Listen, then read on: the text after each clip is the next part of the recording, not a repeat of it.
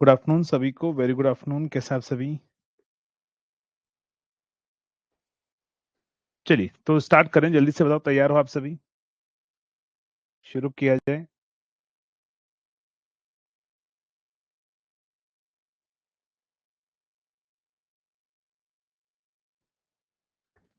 चलिए तो शुरू करते हैं।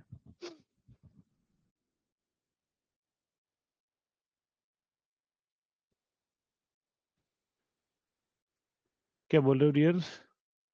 रात वाली रीजनिंग की क्लास ऐप में नहीं चल सकती क्या?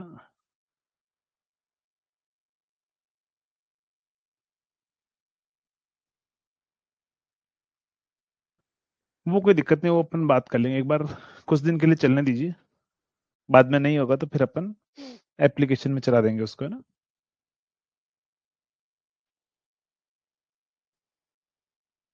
चलिए तो आगे शुरू किया जाए। तैयार हैं आप सभी?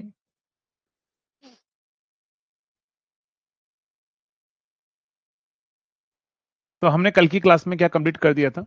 हमने कंप्लीट कर लिया था AC bridge and DC bridge जो हैं वो हमारे कंप्लीट कर चुके हैं। सर रीजनिंग का चल रहा है,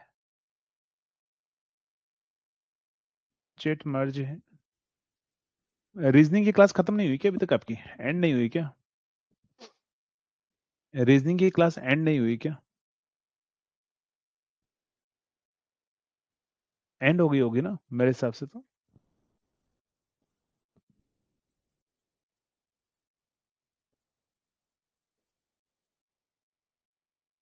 चलिए, एंड हो गई ना? हो गई, ठीक है। चलिए तो आगे बढ़ते हैं, अपन स्टार्ट करते हैं। तो हमारे पास में जो टॉपिक चल रहा था, स्टार्ट करते हैं नया टॉपिक। नया टॉपिक होगा हमारे पास एक क्यू मीटर। अगर मैं बोल दिया जाए क्यू मीटर किस प्रिंसिपल पे काम करता है, तो आज हमारा मेजरमेंट कंप्लीट हो जाएगा। कल से अपन नया सब्जेक्ट स्टार्ट करेंगे। तो लिखना है यहाँ पर, क्यू मीटर किस पे काम करेगा? Works on principle of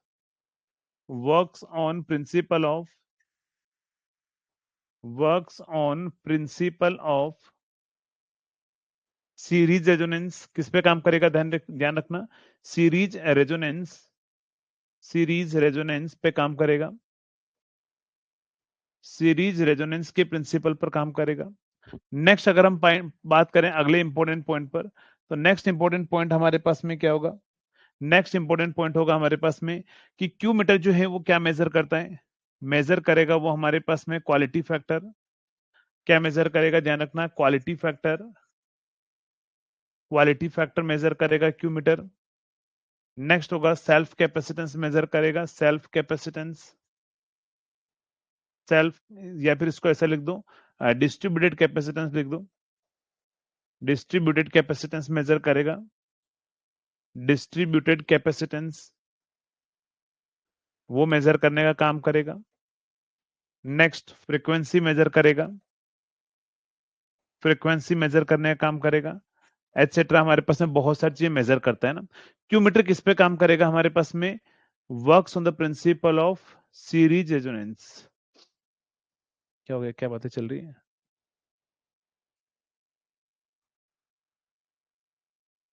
sir को एक बार बोल देना कि 15 मिनट पहले लीव कर दें। 15 मिनट पहले लीव कर दे, मैंने बोल रखा है, मैं भी एक बार बोल दूंगा 15 मिनट पहले छोड़ने के लिए ना। चलिए तो आगे स्टार्ट करते हैं नेक्स्ट पॉइंट। तो हमारे पास में क्या होगा? क्यू मीटर जो है वो क्या मेजर करता है? Quality factor. किस पे काम करता है? सीरीज रेजोनेंस के प्रिंसिपल। सीरीज रेजोनेंस का प्रिंसिपल क्या होगा? According to series resonance, according to series resonance, according to series resonance क्या होता है हमारे पास में? सीरीज रेजोनेंस के प्रिंसिपल के अकॉर्डिंग हमारे पास में क्या होगा? ये हमारी कॉइल होगी, ये हमारा डायग्राम रहेगा, ध्यान रखिएगा। कॉइल, यहां पर हम कनेक्ट करते हैं कैपेसिटर, ये होता है हमारा शंट रेजिस्टेंस।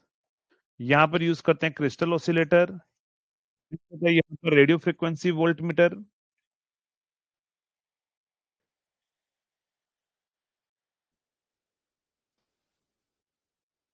हाँ बताइए बेटा आशीष कुमार, कोई डाउट, कुछ पूछना है?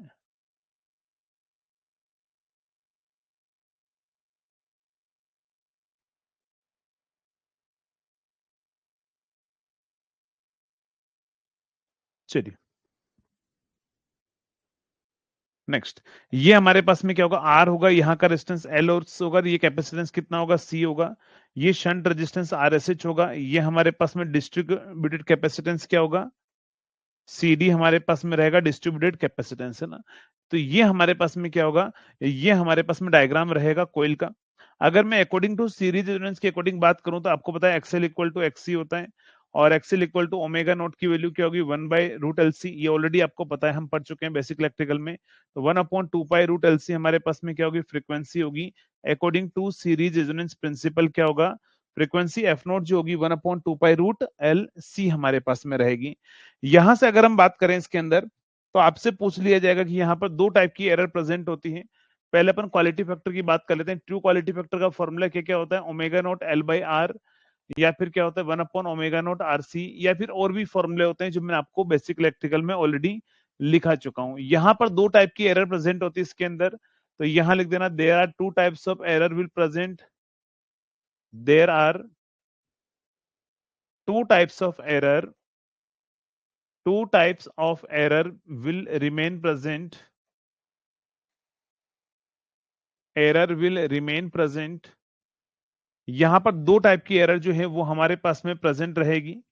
कौन कौन सी एरर होगी, तो पहली हमारे पास में होगी error due to RSH, error due to RSH shunt resistance, और दूसरा होगा हमारे पास में error due to, error due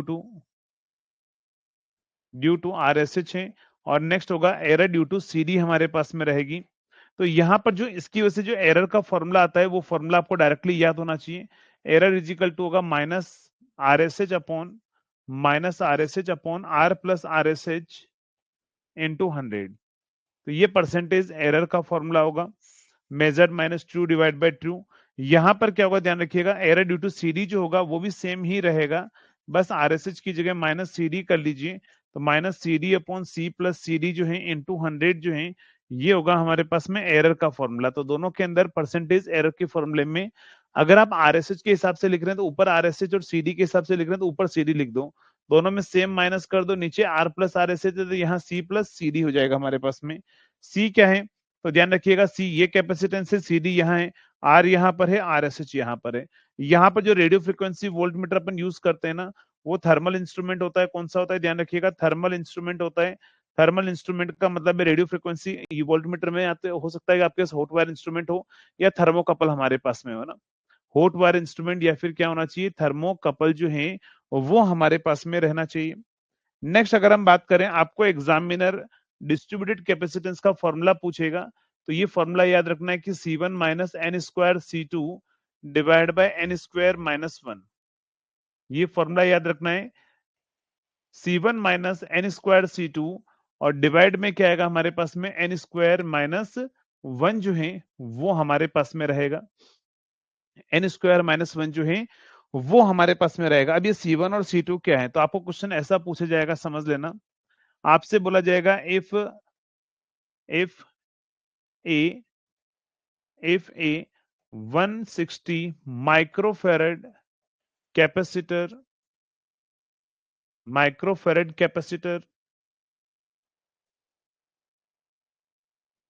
150 कर दो, 150 microfarad capacitor is connected then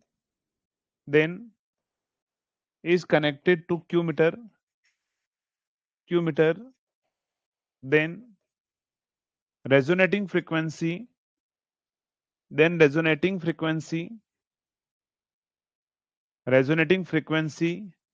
occurs कहां पर, ध्यान रखना,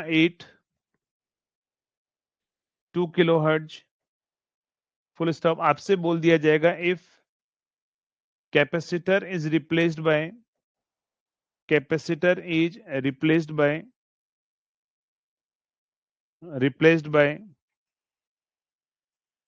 40 microfarad, then resonating frequency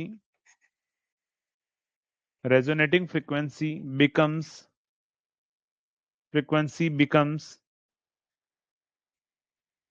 4 kilohertz, 4 kilohertz, आपसे बोल दिया जाएगा फाइंड CD, मतलब डिस्ट्रीब्यूटेड कैपेसिटेंस कितना होगा। तो यहां पर देखो C1 और C2 तो दो अलग अलग कैपेसिटेंस है, ये N क्या है, तो पहले के कंपैरिजन में दूसरे की फ्रीक्वेंसी कितने टाइम्स हो जा रही है, डबल हो जा रही है, 2 का 4 डबल हो जा रहा है, तो N की वैल्यू 2 होगी। तो इसका आंसर बताओ क्या आंसर आएगा, जल्दी से बताएंगे क्या आंसर होगा इसका।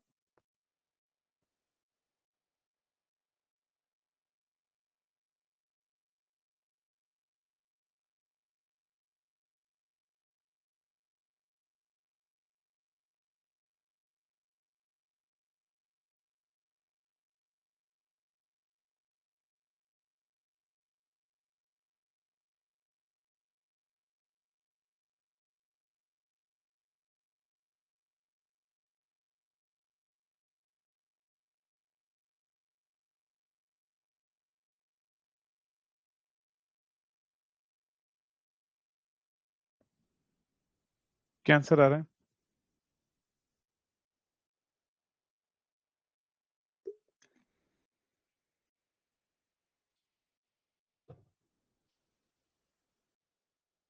कितना आ रहा है?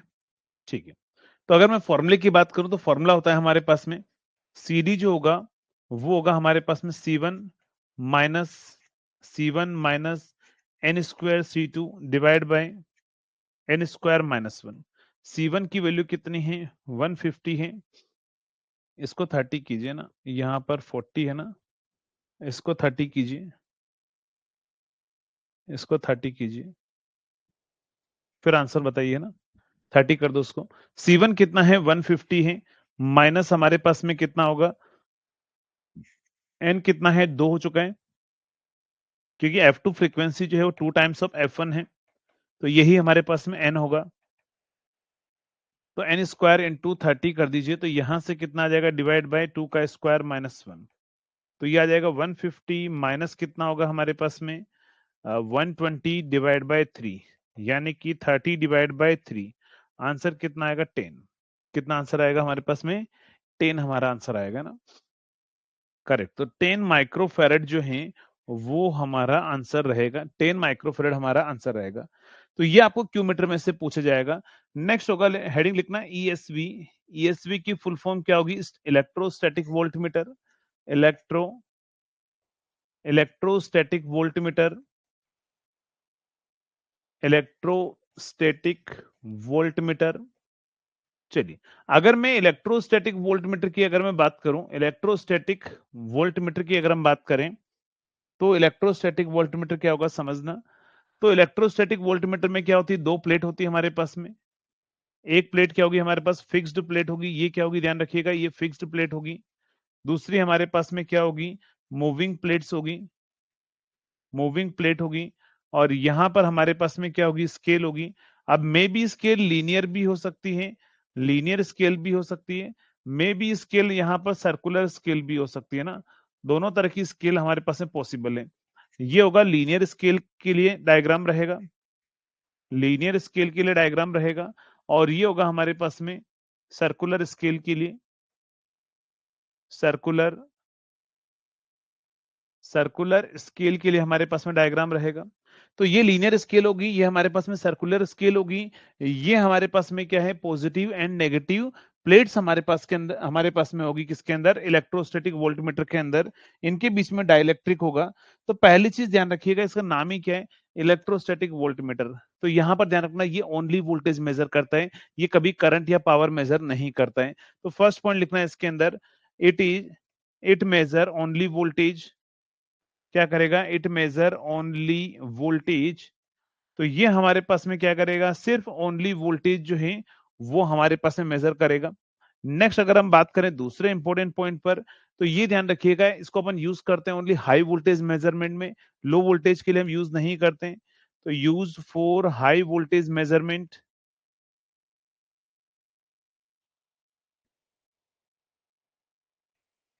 High voltage measurement.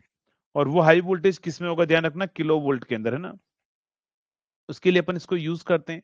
नेक्स्ट यहाँ पर जो डिफ्लेक्टिंग टॉर्क होगा या डिफ्लेक्टिंग फोर्स होगा, अगर हम बात करते हैं इसके अंदर डिफ्लेक्टिंग टॉर्क, डिफ्लेक्टिंग टॉर्क या डिफ्लेक्टिंग फोर्स, तो डिफ्लेक्टिंग टॉर्क टीडी जो है ना, आपको फॉर्मूला पता है किसका?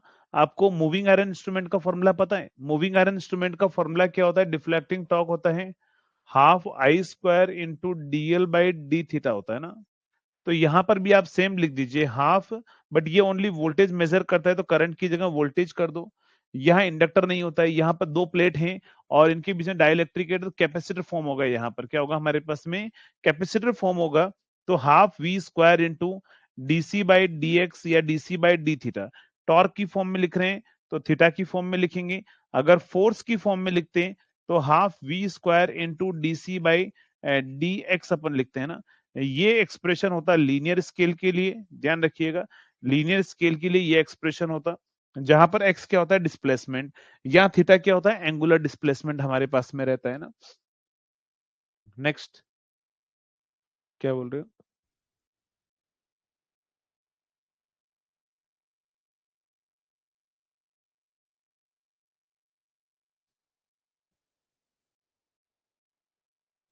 चलो यहाँ पर पढ़ाई पर फोकस कीजिए। नेक्स्ट, अगर हम बात करें इसके अंदर, तो यहाँ पर स्केल क्या होती है? जल्दी से बताओ, लीनियर स्केल या नॉन लीनियर स्केल? तो यहाँ पर ध्यान रखिएगा, स्केल के बारे में अगर पूछें तो कंट्रोलिंग टॉर्क कौन प्रोवाइड कराएगा? कंट्रोलिंग टॉर्क यहाँ पर स्प्रिंग प्रोवाइड कराएगी, लिखना है इसके अंदर कंट्रोलिंग टॉर्क। कंट्रोलिंग टॉर्क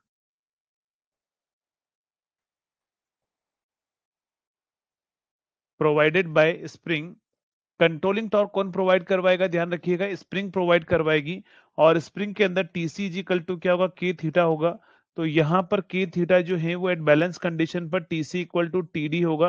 कहां पर ध्यान रखना? एट बैलेंस कंडीशन पर। तो एट बैलेंस कंडीशन पर हमारे पास में क्या होगा? ये के थीटा है और ये half V square into dL by D theta, sorry dC by D theta है। तो theta proportional to V square होगा, यानी कि नॉन लीनियर स्केल जो है वो हमारे पास में होगी। नॉन लीनियर स्केल जो है वो हमारे पास में होती है। नेक्स्ट, स्केल यहां पर क्या होगा हमारे पास में? नॉन लीनियर स्केल जो है वो हमारे पास में होगा। चलिए नेक्स्ट बढ़ते हैं अगर हम अगले इंपॉर्टेंट पॉइंट पर। नेक्स्ट इंपॉर्टेंट पॉइंट क्या होगा? नॉन लीनियर स्केल हमारे पास में होगा, कंट्रोलिंग टॉर्क स्प्रिंग प्रोवाइड कराएगी। नेक्स्ट, नेक्स्ट अगर हम बात करें तो इसके एडवांटेज के बारे में बात करते हैं। एडवांटेज के बारे में, एडवांटेज के बारे में को बताएगा यहाँ पर इस इंस्ट्रूमेंट के एडवांटेज क्या क्या है? इसके एडवांटेज क्या क्या है बताओ? डैम्पिंग फ्लूइड फ्रिक्शन यूज करते हैं, correct. Fluid friction damping use करते हैं, यहाँ लिख दो फ्लूइड फ्रिक्शन डैम्पिंग यूज करते हैं। फ्लूइड फ्रिक्शन डैम्पिंग यूज करते हैं।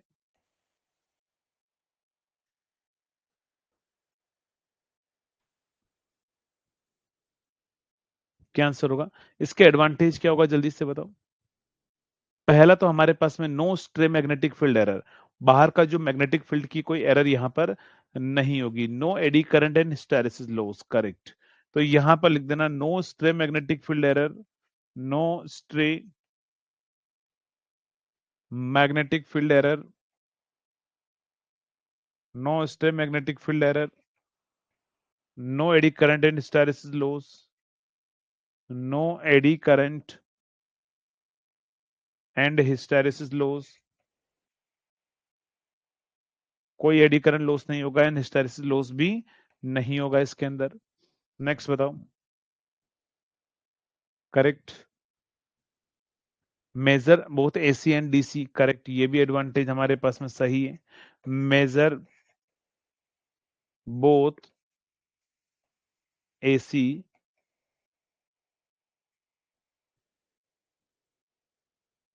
एंड डीसी, यानी कि आरएमएस वैल्यू मेजर करता है, ध्यान रखिएगा। एसी और डीसी का कॉम्बिनेशन मतलब क्या होगा? तो ये ध्यान रखना, इलेक्ट्रोस्टैटिक वोल्टमीटर जो है वो आरएमएस वैल्यू जो है वो हमारे पास में कंज्यूम करता है। पावर कंजप्शन वेरी लो होता है, ये भी एकदम सही है। तो पावर कंजप्शन जो है वो क्या होगा? लो पावर कंजप्शन, यहाँ लिख दीजिएगा low power consumption, low power consumption,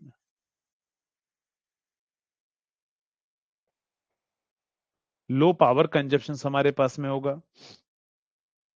चलिए, तो नेक्स्ट पॉइंट पर अपन बढ़ते हैं, अगले इंपॉर्टेंट पॉइंट पर, और बात करते हैं डिसएडवांटेज के बारे में। डिसएडवांटेज के बारे में, डिसएडवांटेज क्या होता है हमारे पास में, नॉन लीनियर स्केल होती है, नॉन लीनियर स्केल हमारे पास में होती है। नेक्स्ट दूसरा डिसएडवांटेज क्या है, पहला तो हमारे पास में समझ में आ गया कि नॉन लीनियर हमारे पास में क्या होगी, स्केल हमारे पास में होगी।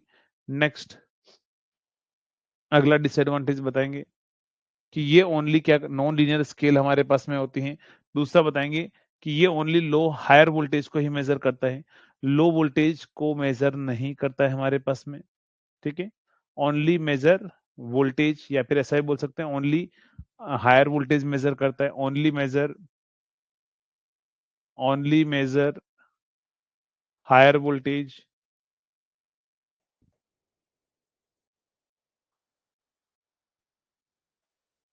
और बताएंगे तो यहाँ पर कॉम्प्लेक्स डैम्पिंग सिस्टम होता है तो कॉस्ट थोड़ी सी ज्यादा होती है, ठीक है, कॉस्ट हमारे पास में थोड़ी सी ज्यादा हमारे पास में होती है। तो यहां पर क्या होगा, हाई कॉस्ट, कॉस्ट थोड़ी सी ज्यादा होती है इसके अंदर, मैकेनिज्म बनाते हैं। There may be a possibility of radioactive pollution, charges पर काम करता है तो जो भी नियर बाय पर्सन काम कर रहा होगा उससे उसको हेल्थ की प्रॉब्लम, जो हेल्थ का इश्यू हो सकता है हमारे पास में इलेक्ट्रोस्टैटिक इंस्ट्रूमेंट, क्योंकि चार्जेस पर काम करता है और चार्जेस पर जो है वो नियर बाय पर्सन को उससे कुछ बीमारी हो सकती है, तो ये भी हमारे पास में क्या होगा, एक डिसएडवांटेज हमारे पास में रहेगा ना। तो यहाँ पर नेक्स्ट पॉइंट लिख देना है ना, लिखना है इसके अंदर, इट प्रोड्यूस या it create radio active pollution, radio active pollution, radio active pollution. इसीलिए इसको कहाँ रखा जाता है, हमेशा फ्लूइड के अंदर रखा जाता है, इसलिए इसको अपन कहाँ रखते हैं, फ्लूइड के अंदर। Electrostatic voltmeter is used in the PT, नहीं पीटी के अंदर तो अपन मूविंग आयरन ही यूज करते हैं, इलेक्ट्रोस्टैटिक यूज नहीं करते हैं ना, मूविंग आयरन ही यूज करते हैं। नेक्स्ट, तो ये सारे पॉइंट हमारे पास में याद रखने हैं, किसके ध्यान रखना है, इलेक्ट्रोस्टैटिक वोल्टमीटर के हमारे पास में। अगले पर आते हैं और नेक्स्ट होगा हमारे पास में सीटी एंड पीटी, सीटी एंड पीटी, सीटी एंड पीटी। तो सीटी एंड पीटी क्या हुआ, current transformer and potential transformer. पहले मैं बात कर लेता हूं सीटी के बारे में, पहले मैं बात कर लेता हूं सीटी के बारे में, और बाद में हम बात कर लेते हैं किसके बारे में, पीटी के बारे में। सीटी एंड पीटी, सीटी एंड पीटी। चलिए, सीटी एंड पीटी, सीटी एंड पीटी। अगर हम सीटी में बात करें तो सीटी और पीटी सबसे पहले अपन क्यों यूज करते हैं, कोई बताएगा मुझे। करंट ट्रांसफॉर्मर और पोटेंशियल ट्रांसफॉर्मर, जिनको एक साथ में बोला जाता है इंस्ट्रूमेंट ट्रांसफॉर्मर, इनको अपन क्या बोलते हैं, इंस्ट्रूमेंट ट्रांसफॉर्मर। इंस्ट्रूमेंट ट्रांसफॉर्मर क्यों लगाते हैं, तो हमारे पास में जो हाई करंट और हाई वोल्टेज जो होता है ना, उसको हम डायरेक्टली एमीटर और वोल्टमीटर से मेजर नहीं कर सकते। तो हाई वोल्टेज और हाई करंट को अगर हम एमीटर या वोल्टमीटर से मेजर नहीं कर सकते, तो इसीलिए अपन क्या करते हैं, उन वोल्टेज और करंट को स्टेप डाउन करने के लिए हम क्या करते हैं, हमारे पास में हम इंस्ट्रूमेंट ट्रांसफॉर्मर यूज करते हैं ना। तो इंस्ट्रूमेंट ट्रांसफॉर्मर क्यों लगाते हैं, ध्यान रखना, for the extension of range of moving iron, या मतलब आप ऐसा बोल सकते हो अमीटर एंड वोल्टमीटर हमारे पास में ना, for extension of range of ammeter and voltmeter की रेंज को बढ़ाने के लिए हम इंस्ट्रूमेंट ट्रांसफॉर्मर जो है अपन यूज करते हैं ना। तो इंस्ट्रूमेंट ट्रांसफॉर्मर क्यों यूज करते हैं, तो यहां पर लिख देना क्यों यूज लिखते हैं, क्यों यूज करते हैं इसको, for extension of, for extension of range of, range of ammeter and voltmeter.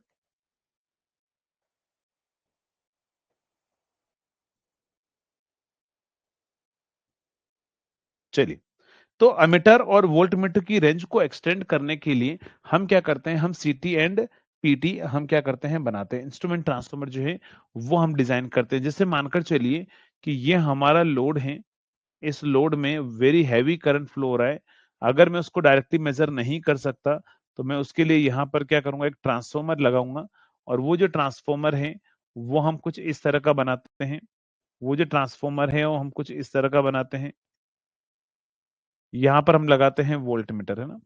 तो इस तरह का हमारे पास में क्या होगा, इंस्ट्रूमेंट ट्रांसफॉर्मर होगा। तो देखो इसको इंस्ट्रूमेंट ट्रांसफॉर्मर ही क्यों बोला गया, इसको इंस्ट्रूमेंट ट्रांसफॉर्मर ही क्यों बोलते हैं, जैसे मानकर चलिए कि ये हमारे पास में क्या है, ये लोड है। अब लोड के अक्रॉस वेरी हैवी वोल्टेज आ रहा है। अगर हम हाई वोल्टेज को मेजर नहीं कर सकते तो हम क्या करेंगे, हम यहाँ पर एक ट्रांसफॉर्मर बनाएंगे। ये ट्रांसफॉर्मर हम बनाएंगे और यहाँ पर हम क्या लगाएंगे, वोल्टमीटर। वोल्टमीटर हम लगाएंगे ना। चलिए, तो अगर हम बात करें सीटी एंड पीटी के अंदर करंट ट्रांसफार्मर में हम क्या काम करेंगे, ये प्राइमरी होगी और ये हमारे पास सेकेंडरी होगी। ये प्राइमरी और ये हमारे पास में क्या होगी, सेकेंडरी होगी।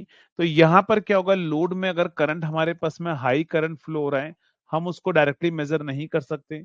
यहाँ पर लोड का वोल्टेज जो है वो वेरी हाई हमारे पास में है, हम उसको डायरेक्टली मेजर नहीं कर सकते ना।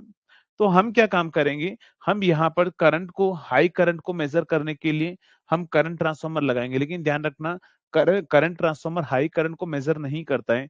करंट ट्रांसफार्मर हाई करंट को स्टेप डाउन करके लो करंट में लेकर आता है।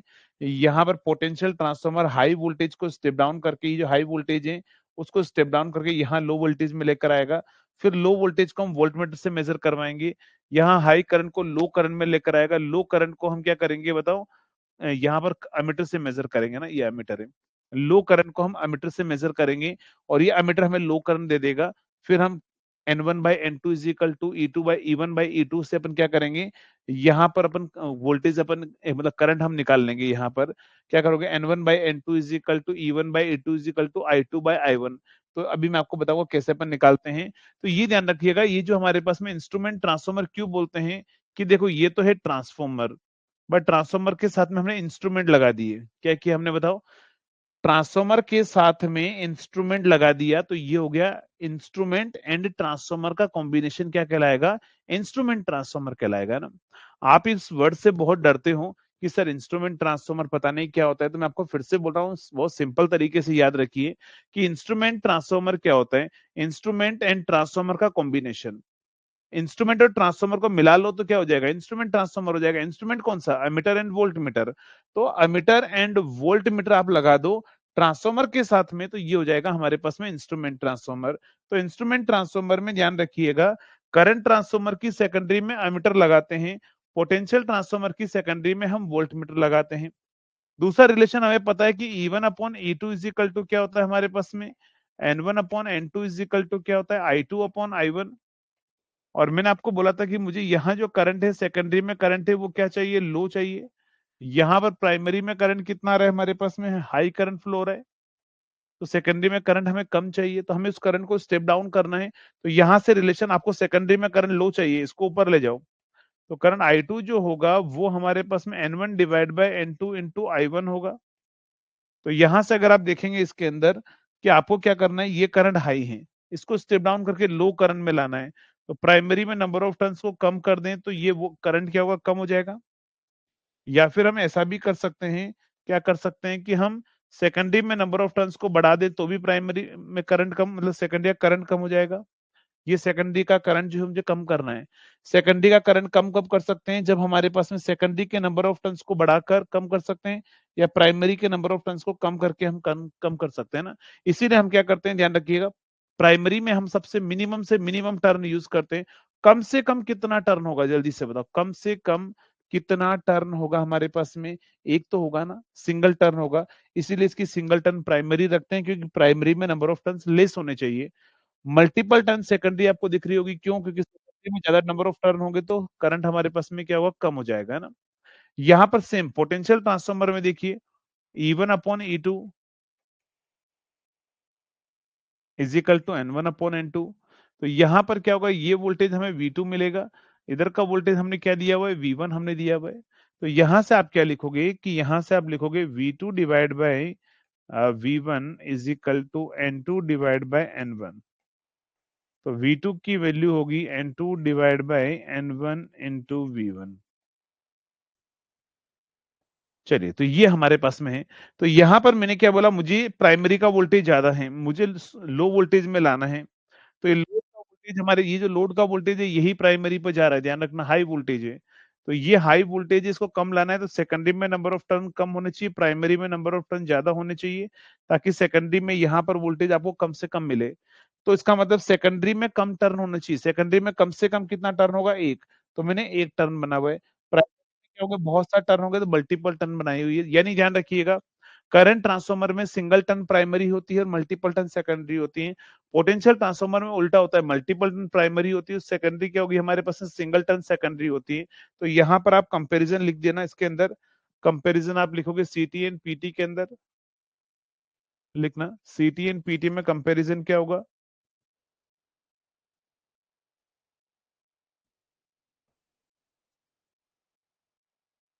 चलिए, पहला कंपैरिजन आप ही बताएंगे, जल्दी से बताओ, आप ही बताओ क्या कंपैरिजन है इनमें?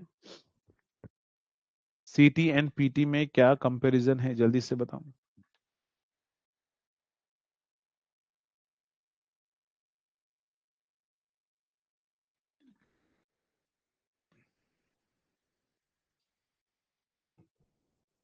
चलिए, पहला कंपैरिजन अगर हम बात करें, सीटी जो है वो स्टेप अप ट्रांसफार्मर है, करेक्ट, स्टेप अप ट्रांसफार्मर है। पीटी हमारे पास में क्या होता है? स्टेप डाउन ट्रांसफार्मर होगा, स्टेप डाउन ट्रांसफार्मर हमारे पास में होगा। नेक्स्ट, सेकंड, नेक्स्ट, सीटी स्टेप अप है, पीटी हमारे पास में स्टेप डाउन ट्रांसफार्मर होगा। ये कहां पर कनेक्ट होता है? In series with load connect होता है, in series with load, in series with load. तो लोड के सीरीज में लगाते हैं, इसे लगाते हैं हम कहां पर? ध्यान रखना, लोड के पैरेलल में। कहां पर? In parallel with load, in parallel with load, in parallel with load. तो इसको अपन कहां लगाते हैं? लोड के पैरेलल में लगाते हैं। चलिए, और बताएंगे और क्या हमारे पास में एरर जो है आपको नजर आ रही है कंपैरिजन में?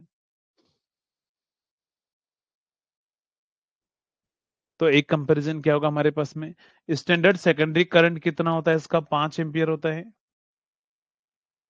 Standard secondary current 5 ampere. Standard secondary current क्या होगा? 5 एम्पियर। नेक्स्ट, थर्ड हमारे पास में क्या होगा? स्टैंडर्ड सेकेंडरी वोल्टेज कितना होगा? स्टैंडर्ड सेकेंडरी वोल्टेज कितना होगा? तो 110 वोल्ट कितना होगा? स्टैंडर्ड सेकेंडरी वोल्टेज कितना होता है? 110 वोल्ट हमारे पास में होता है, करेक्ट आंसर है। बाकी देखो, यहां पर भी हमारे पास दो टाइप की एरर होगी। यहां पर टाइप्स ऑफ एरर कौन कौन सी होगी? Fourth, types of error, types of error वो हमारे पास में क्या होगी? Ratio error,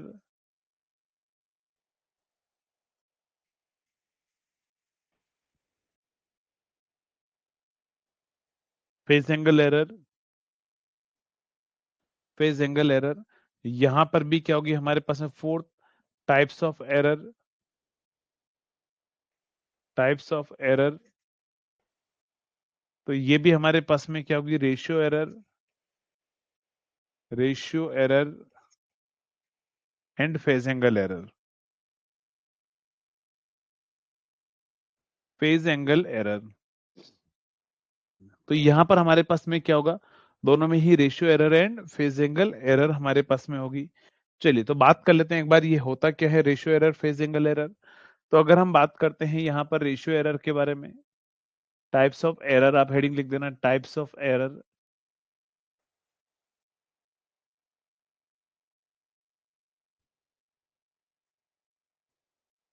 ratio error, ratio error क्या होता है हमारे पास में? तो ध्यान रखिएगा, रेशियो एरर होता है हमारे पास में K N minus R divide by R into 100। K N minus R divide by R into 100 हमारे पास में होगा, जहां पर के एन क्या होता है और आप ही बताएंगे आर क्या होता है, जल्दी से बताओ। के एन एंड आर क्या होता है? के एन एंड आर हमारे पास में क्या होता है? के एन होता है हमारे पास में नॉमिनल रेशियो, करेक्ट। के एन हमारे पास में क्या होता है? नॉमिनल रेशियो हमारे पास में होता है। केन जो होता है नॉमिनल रेशियो हमारे पास में होता है, नॉमिनल रेशियो हमारे पास में होता है। नेक्स्ट हमारे पास में क्या होगा, आर क्या होता है, ट्रांसफॉर्मेशन रेशियो हमारे पास में होता है, ट्रांसफॉर्मेशन रेशियो हमारे पास में होता है, ट्रांसफॉर्मेशन रेशियो हमारे पास में होता है। तो नॉमिनल रेशियो एंड दूसरा क्या होगा हमारे पास में, ट्रांसफॉर्मेशन रेशियो हमारे पास में होगा। नॉमिनल रेशियो जो होता है ना वो हमारे पास में क्या होता है, rated primary current, rated primary current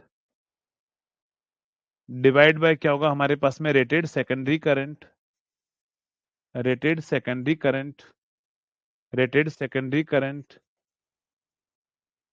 तो rated primary divide by rated secondary current का रेशियो जो है वो नॉमिनल रेशियो होता है। ट्रांसफॉर्मेशन रेशियो क्या होता है, तो आर होता है हमारे पास में rated actual primary current,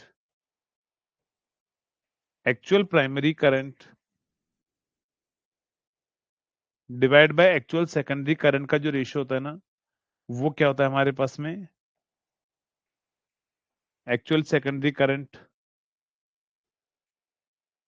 actual secondary current का जो रेशियो होता है वो हमारे पास में क्या होता है, वो होता है ट्रांसफॉर्मेशन रेशियो। तो ये ट्रांसफॉर्मेशन रेशियो और आपको नॉमिनल रेशियो आपको दे देगा, आपसे पूछेगा बताओ रेशियो एरर कितनी होगी हमारे पास में। नेक्स्ट अगर हम बात करें यहां पर, तो जो हमारे पास में रेशियो एरर है ना, रेशियो एरर, इसका फॉर्मूला जो मैंने अभी आपको लिखा है, क्या लिखा है, रेशियो एरर, तो वो होता है हमारे पास में Kn minus R divide by R into 100।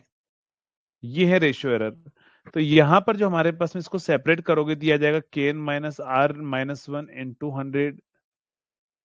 Kn divide by R जो होता है वो होता है हमारे पास में 1 अपॉन आरसीएफ -1 इंटू 100। तो अगर आपको कभी आरसीएफ पूछ लिया जाए, आरसीएफ क्या होता है, रेशियो करेक्शन फैक्टर, क्या होता है हमारे पास में, क्या बोल रहे हो, एक स्लाइड बैक कर दीजिए डियर, ऐसे बहुत स्लो हो जाएंगे फिर हम। यश कुमार, स्लो हो जाएंगे बहुत हम, है ना। चलिए, तो ये होता है आरसीएफ का मतलब होता है ratio correction factor, ratio correction factor,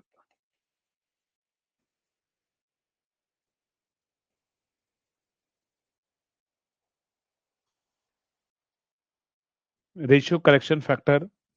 तो आरसीएफ हमारे पास में क्या होगा, आरसीएफ होगा रेशियो करेक्शन फैक्टर, जिसका रेशियो होता है RCF is equal to R divide by KN. क्या होगा, आर डिवाइड बाय केएन का जो रेशियो होता है ना वो हमारे पास में होता है रेशियो करेक्शन फैक्टर। क्या होगा हमारे पास में, आर डिवाइड बाय केएन का जो रेशियो होगा वो हमारे पास में रहेगा रेशियो करेक्शन फैक्टर हमारे पास में होगा। नेक्स्ट, नेक्स्ट, चलिए, तो ये चीज आपको सभी को समझ में आ गई होगी। टाइप्स ऑफ एरर जो हैं वो हमारे पास में क्या क्या होगी। नेक्स्ट अगर हम बात करें यहां पर फेज एंगल एरर के बारे में बात कर लेते हैं। Phase angle error, phase angle error, चलिए, ये अपन कहां पर बात कर रहे हैं ध्यान रखिएगा। ये जो मैंने आपको फॉर्मूला लिखा है ना, rated primary current, secondary current, ये सब मैंने किस में लिखा है, ये लिखा है मैंने करंट ट्रांसफार्मर के लिए। पोटेंशियल ट्रांसफार्मर के लिए आप क्या करोगे बताओ, यहां पर करंट की जगह वोल्टेज कर देना है ना, rated primary voltage upon secondary voltage, actual primary voltage upon actual secondary voltage. तो ये सारी चीजें हमारे पास में किस में आ जाएगी, वो आ जाएगी हमारे पास में पोटेंशियल ट्रांसफार्मर के अंदर, है ना।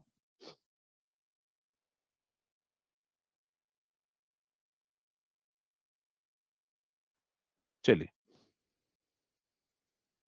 तो नेक्स्ट पॉइंट पर बात करते हैं, नेक्स्ट पॉइंट पर बात करते हैं, अगला इंपॉर्टेंट पॉइंट।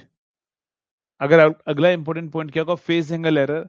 ये फॉर्मूला याद रखना, फेज एंगल एरर का मतलब क्या होगा, प्राइमरी और सेकेंडरी के करंट का जो फेज एंगल डिफरेंस होगा ना वो फेज एंगल एरर होगा। समझना फिर से क्या मतलब है कहने का, फेज एंगल एरर का मतलब ये है कि ये जो प्राइमरी और सेकेंडरी ये दोनों करंट है, इन दोनों के करंट के बीच का फेज एंगल डिफरेंस कितना है, तो वही हमारे पास में क्या होगा, फेज एंगल एरर होगा। तो फेज एंगल एरर की अगर हम बात करें तो यहाँ पर क्या होगा हमारे पास में, तो थीटा मैंने ले लिया, theta is equal to I M divide by आई।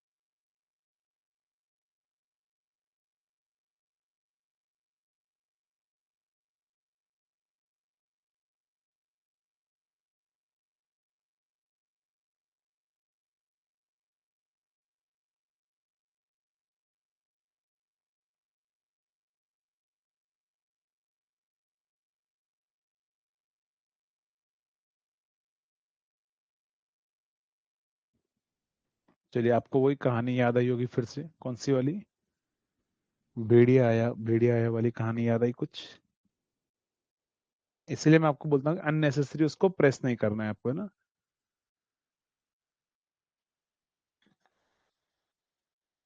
चलो, वो तो मैंने जल्दी सामने देख लिया इधर कमेंट पर। पता लगता है मैं 10 मिनट बाद देखता तो फिर 10 मिनट तक आवाज ही नहीं आती है ना। तो स्टार्टिंग में अननेसेसरी अगर आपको कोई डाउट नहीं हो तो उसको आप प्रेस करेंगे तो उसका नुकसान आप ही को होगा, है ना, क्योंकि सेल डिस्चार्ज कभी भी हो सकते हैं। चलिए, तो बढ़ते हैं अपन आगे ना। ओपन ओपन करने पर क्या होता है, कोई आराम से अपनी नींद उड़ाने के लिए उसको बार बार प्रेस करते रहते हैं। पता नहीं उसमें नींद उड़ाने वाली वो जो होता है ना, कहीं कि ये चलो हमारा हथियार है कि इससे हमारी नींद उड़ जाएगी थोड़ी सी।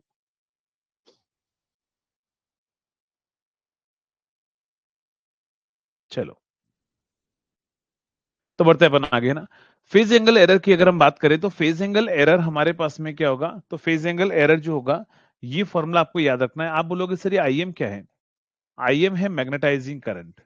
क्या होगा हमारे पास में, मैग्नेटाइजिंग करंट। और नेक्स्ट हमारे पास में एन टाइम्स ऑफ आईएस है ना, N times of IS. IS क्या है, secondary current. Secondary current, secondary current. N क्या है हमारे पास में, एन जो है वो हमारे पास में है IS divide by IM. IS मतलब क्या होगा, आईएस मतलब सेकेंडरी के नंबर ऑफ, या इसको ऐसा लिख दो, NS divide by NP. Secondary के नंबर ऑफ टर्न्स और प्राइमरी के नंबर ऑफ टर्न्स का रेशियो जो होगा वो हमारे पास में रहेगा ना। तो ये ध्यान रखना कि ये थीटा जो है एंगल है वो आई M divide by pi into I S करोगे तो ये किस में आ जाएगा, परसेंटेज में। लेकिन 100 मत करो इसको, इसको बस ऐसा ही लिख दो। इसका ये आंसर जो आएगा ना, ये आंसर आएगा रेडियन के अंदर, है ना। अगर आप आई M divide by I S को 180 डिग्री डिवाइड बाई पाई से मल्टीप्लाई कर लोगे तो ये आंसर आएगा डिग्री के अंदर। किसके अंदर आएगा, डिग्री के अंदर, है ना। दोनों ही फॉर्मूले जो हैं वो सेम सेम ही हैं, बस एक में आंसर रेडियन में आएगा और एक में आंसर किस में आएगा, डिग्री के अंदर आएगा ना। किसके अंदर आएगा, डिग्री के अंदर हमारे पास में आएगा। 1 मिनट वेट कीजिएगा ना।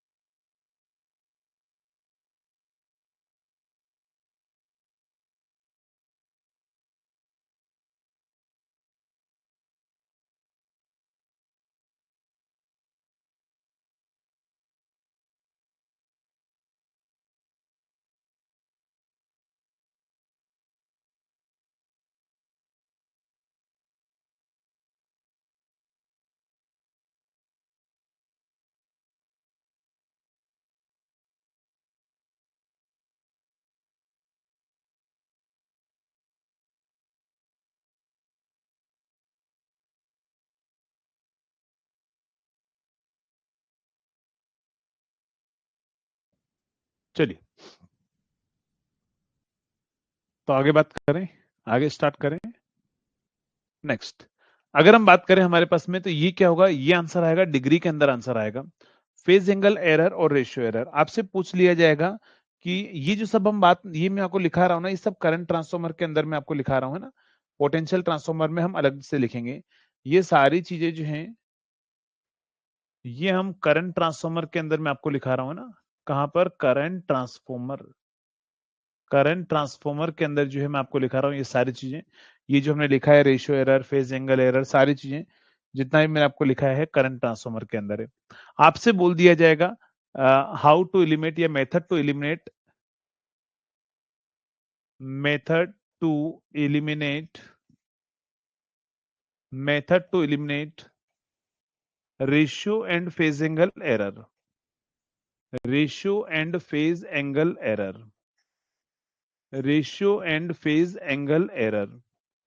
चलिए, तो रेशियो एरर और फेज एंगल एरर को हम कैसे एलिमिनेट कर सकते हैं ना। चलिए, तो कैसे अपन कर सकते हैं, पहला मेथड होगा हमारे पास में turn compensation method. Turn compensation method क्या होगा हमारे पास में, turn compensation method, turn compensation method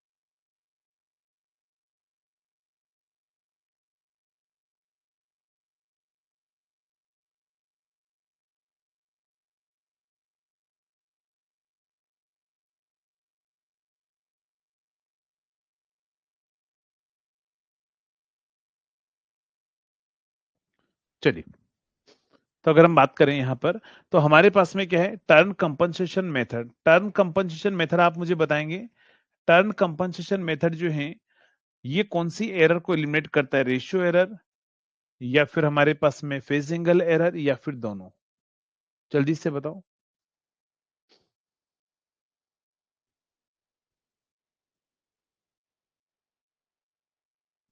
जल्दी से बताओ।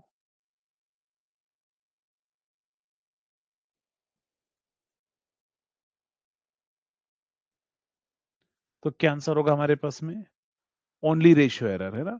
जो बोथ बता रहे हैं आंसर गलत है, ओनली रेशियो एरर को एलिमिनेट करता है। तो यहां पर लिख देना टर्न कंपनसेशन मेथड, यहां पर लिख देना it eliminates, it eliminate only ratio error. ये क्या काम करता है, ध्यान रखना, ओनली रेशियो एरर को एलिमिनेट करने का काम करता है ना, रेशियो एरर को एलिमिनेट करने का काम करता है। नेक्स्ट अपन दूसरा मेथड अपन यूज करते हैं, सेकंड मेथड हम यूज करते हैं। सेकंड मेथड हम यहां पर जो है क्या करते हैं, हम हाई परमेबिलिटी हम कोर यूज करते हैं। क्या करते हैं हम, दूसरा मेथड जो है, सेकंड मेथड में हम क्या करते हैं, हम यहाँ पर हाई परमेबिलिटी कोर हम यूज करते हैं, और कोर को अपन क्या करते हैं, सीआरजीओ मटेरियल की अपन कोर जो है वो हम डिजाइन करते हैं। तो सेकंड मेथड क्या होगा हमारे पास में, we will design, we will design, we will design high permeability core, high permeability core, permeability core, high permeability core. तो हम क्या करते हैं, इसमें हाई परमेबिलिटी कोर जो है ना, वो हम क्या करते हैं, डिजाइन करते हैं। So CRGO material is used, CRGO material is used, material is used. तो सीआरजीओ मटेरियल हम यूज करते हैं, ये क्या काम करता है, जल्दी से बताओ।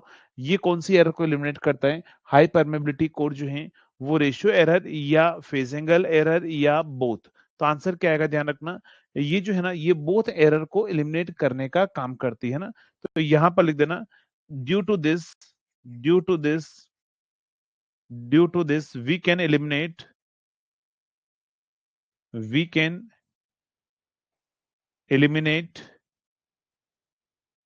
both ratio and phase angle error. क्या होगा हमारे पास में? both ratio and phase angle error, ratio and phase angle error, ratio and phase angle error, phase angle error हमारे पास में होगा।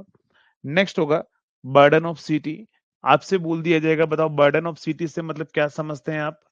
बर्डन ऑफ सीटी तो करंट ट्रांसफार्मर के बर्डन से आप क्या समझते हैं? करंट ट्रांसफार्मर के बर्डन से क्या समझते हैं? तो ध्यान रखिएगा, हम क्या काम करते हैं, जो सेकेंडरी साइड में जो अमीटर लगाते हैं ना करंट ट्रांसफार्मर के, तो अमीटर कितना पावर कंज्यूम करता है, वो जो पावर कंज्यूम करेगा वही क्या कहलाएगा? उसका बर्डन हमारे पास में कहलाएगा। तो क्या होगा हमारे पास में? Power consumed by ammeter, power consumed by ammeter, power power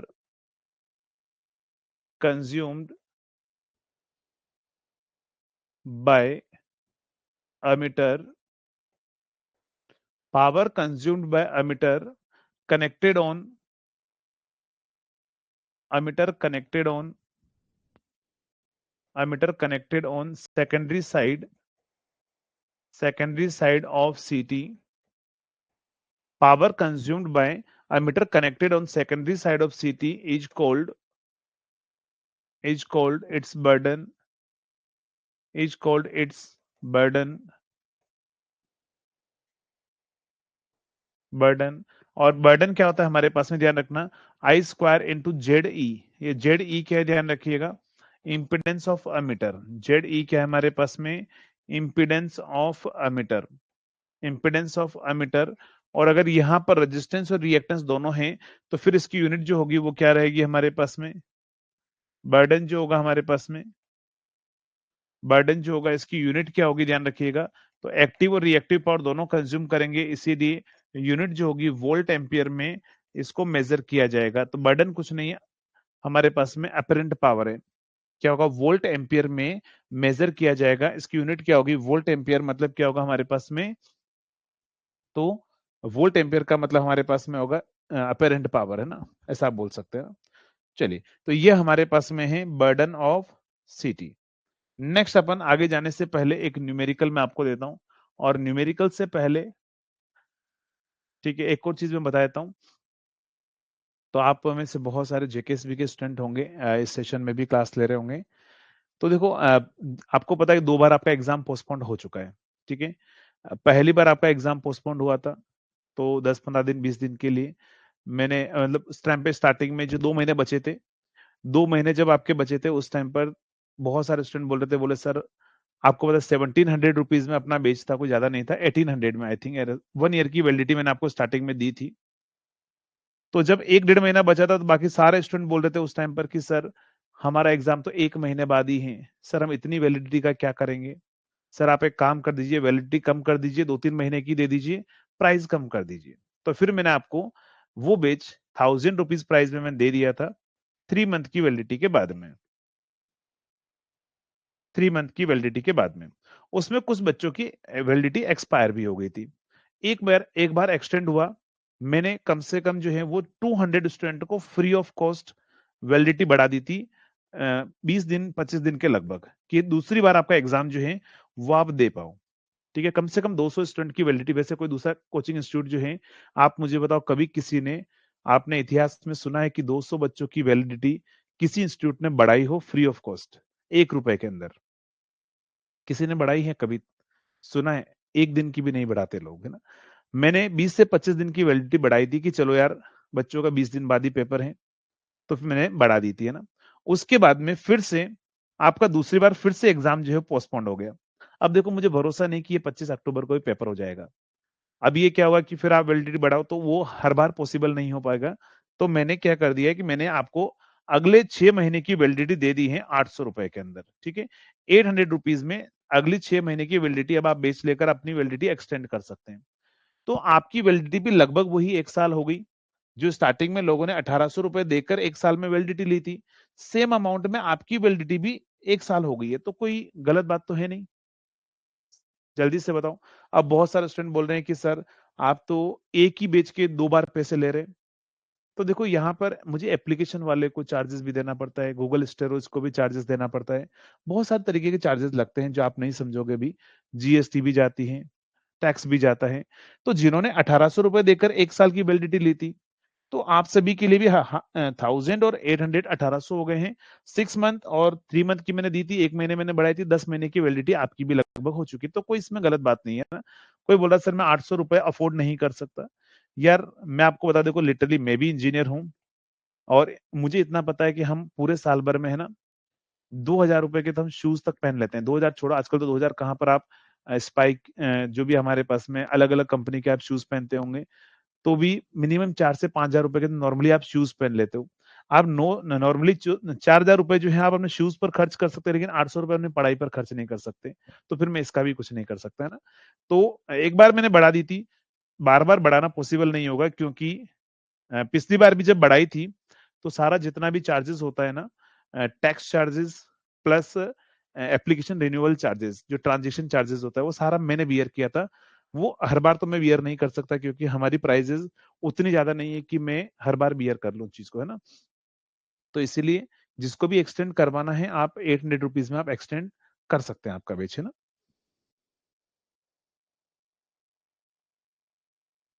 हाँ, एसएससी जेई का ये टेक्निकल सिलेबस इसमें कवर्ड है आपके पास में ना। टेक्निकल सिलेबस कवर्ड है, आप इसी के साथ में अपना पेपर भी दे पाएंगे ना। क्या बोल रहे हो? हाँ, 500 रुपए हर महीने रिचार्ज कराते हैं डेफिनेटली। अब 6 महीने 1 साल भर के लिए 500 800 रुपए 1000 रुपए कोई बहुत बड़ी बात नहीं होती है ना। चलिए, तो अपन बात करते हैं आगे। तो इसलिए क्या डेली डेली मैसेज आ रहे हैं, फिर बच्चे बोल रहे सर आप रिप्लाई नहीं करते, तो मैं आपको बता देता हूँ। एप्लीकेशन से रिन्यू करना पड़ेगा उसको, है ना। जिसको भी एक्सपायर होने वाला है उसको बता, तो ध्यान रखिएगा, आपको अलग से रिन्यू करना पड़ेगा उसको। चलिए नेक्स्ट पॉइंट पर हम बात करते हैं। तो आपको एग्जामिनर ऐसा क्वेश्चन पूछेगा, क्या क्वेश्चन पूछा जाएगा? इफ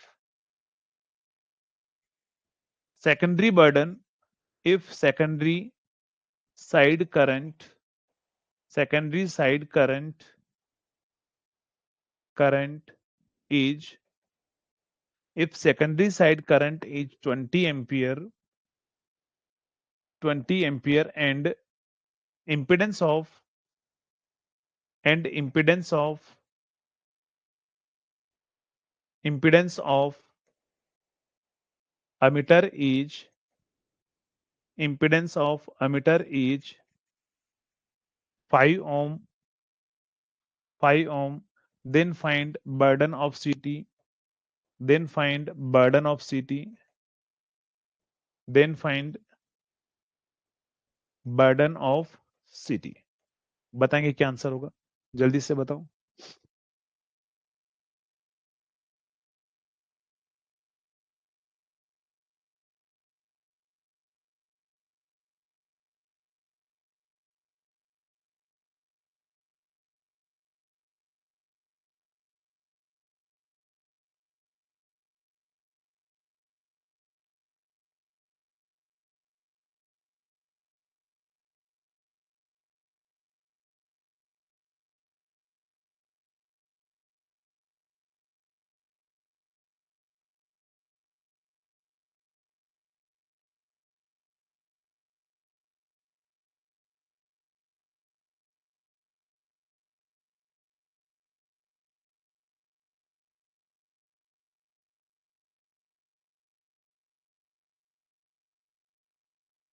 चलिए, तो क्या आंसर आएगा?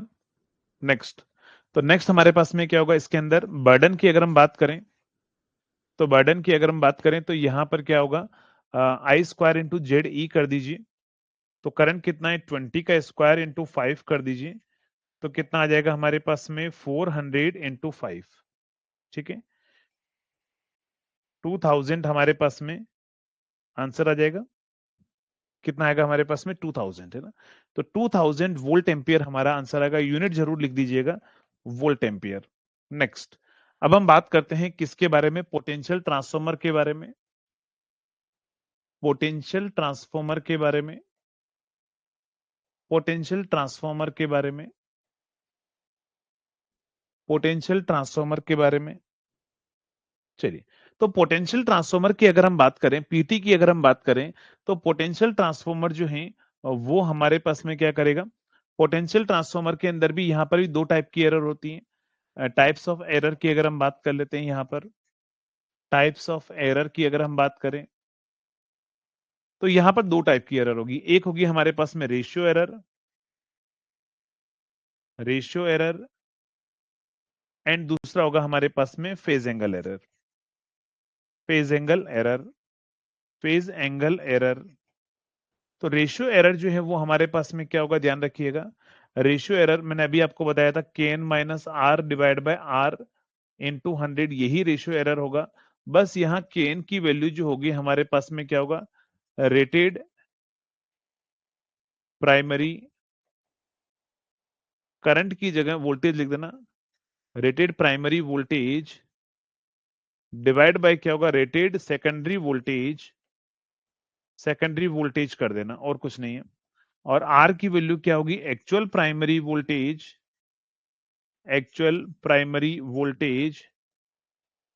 डिवाइड बाय क्या होगा, एक्चुअल सेकेंडरी वोल्टेज।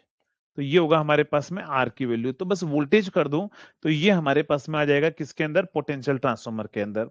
दूसरा, इसका फेज एंगल एरर का फॉर्मूला बहुत बड़ा होता है, वो आपको कभी नहीं पूछेगा ना, उस फॉर्मूले को छोड़ दो, बस दो एरर होती है। बस आप ये बताएंगे इसके अंदर कि यहां पर मुझे क्या करना है। आपको एग्जामिनर क्वेश्चन ऐसा पूछेगा, आपको एग्जामिनर ऐसा क्वेश्चन पूछेगा, आपसे बोल दिया जाएगा फॉर वोल्टेज मेजरमेंट के लिए, रेशियो एरर और फेज एंगल एरर में से कौन सी एरर आपके लिए इंपॉर्टेंट है, जल्दी से बताओ। फॉर कैलकुलेशन ऑफ, अगर हम बात करें किसके अंदर, वोल्टेज है ना, वोल्टेज मेजरमेंट के लिए, तो रेशियो एरर जो है वो हमारे लिए इंपॉर्टेंट होती है। फेज एंगल एरर हमारे पास में कोई भी अफेक्ट नहीं करती। फिर से बात कर रहे हैं हम, वोल्टेज मेजरमेंट के लिए रेशियो एरर जो है वो हमारे पास में जो है क्या होगा, हमारे पास में इंपॉर्टेंट पैरामीटर होगा। तो लिखना है इसके अंदर, for measurement of voltage,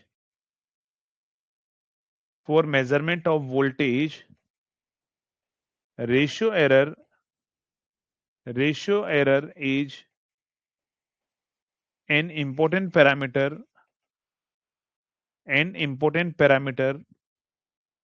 ratio error is an important parameter।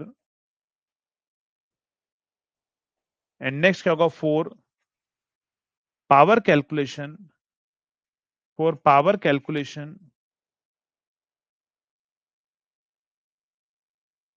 Calculation में क्या होगा, ध्यान रखिएगा। बोथ हमारे पास में एरर इज इंपॉर्टेंट है ना, both ratio and phase angle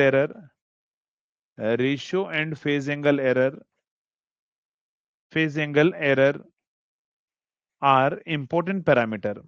क्या होगा हमारे पास में, are important parameter.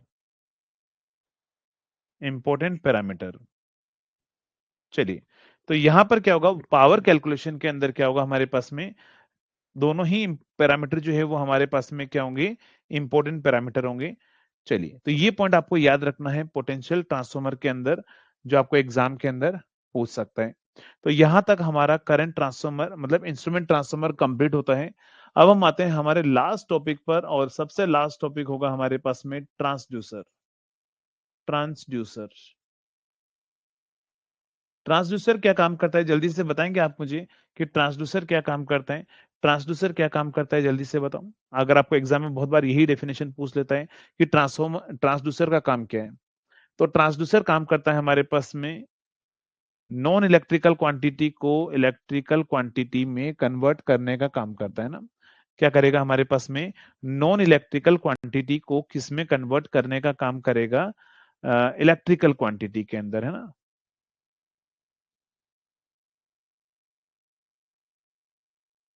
It convert one form of quantity into another form, mechanical से इलेक्ट्रिकल में, तो इलेक्ट्रिकल से मैकेनिकल में जाता है वो इनवर्स ट्रांसड्यूसर हो जाता है ना।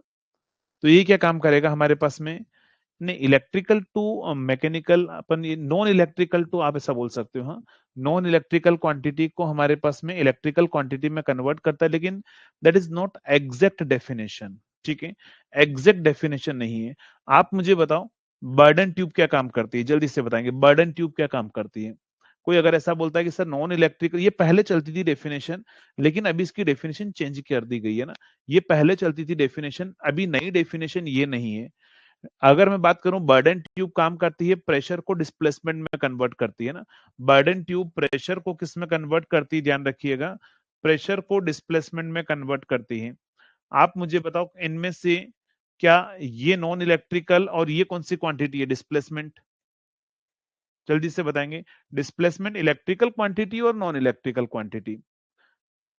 तो अगर हम बात करें यहां पर, तो ये प्रेशर को डिस्प्लेसमेंट में कन्वर्ट कर रही है, तो ये भी नॉन इलेक्ट्रिकल है और ये भी नॉन इलेक्ट्रिकल है। इसका मतलब ये नहीं कि फिर तो बर्डन ट्यूब तो ट्रांसड्यूसर हुआ ही नहीं। अगर आप ऐसा बोलते हो ना कि सर नॉन इलेक्ट्रिकल को इलेक्ट्रिकल में लेकर जाएगा तो वो ट्रांसड्यूसर होगा, तो यहाँ तो बर्डन ट्यूब ने तो हमारे पास में नॉन इलेक्ट्रिकल को नॉन इलेक्ट्रिकल में ही लेकर गया, तो क्या बर्डन ट्यूब ट्रांसड्यूसर नहीं है? तो गलत है, बर्डन ट्यूब ट्रांसड्यूसर है। इसीलिए मैंने बोला कि नॉन इलेक्ट्रिकल को इलेक्ट्रिकल में ले जाना is not A correct definition. अगर आपको ऑप्शन में ऐसा दे दिया जाए, कभी भी ध्यान रखना, आपसे पूछेगा और ये पूछा भी गया है कि ट्रांसड्यूसर कन्वर्ट, ऑप्शन ए लिखा होता है non electrical quantity to electrical quantity, option B लिखा होता है इलेक्ट्रिकल से नॉन इलेक्ट्रिकल के अंदर हमारे पास मिलाएगा, ऑप्शन सी लिखा गया होगा कि one form of quantity to another form of quantity. तो बताओ कौन सा वाला आंसर लगाओगे? और डी भी दे रखा होगा हमारे पास में, तो क्या आंसर लगाओगे? ऑप्शन इस टाइप के दिए गए हैं ईएससी के अंदर, है ना। तो ध्यान रखिएगा, ट्रांसड्यूसर जो है वो वन फॉर्म ऑफ क्वांटिटी को अनदर फॉर्म ऑफ क्वांटिटी में कन्वर्ट कर देगा, लेकिन कोई जरूरी नहीं कि हमेशा इलेक्ट्रिकल में ही लेकर जाए वो हमारे पास में ना। तो यहाँ पर लिख देना इसके अंदर ट्रांसड्यूसर क्या काम करता है, तो ट्रांसड्यूसर कन्वर्ट, लिख देना इस, it convert one form of quantity, one form of quantity, one form of quantity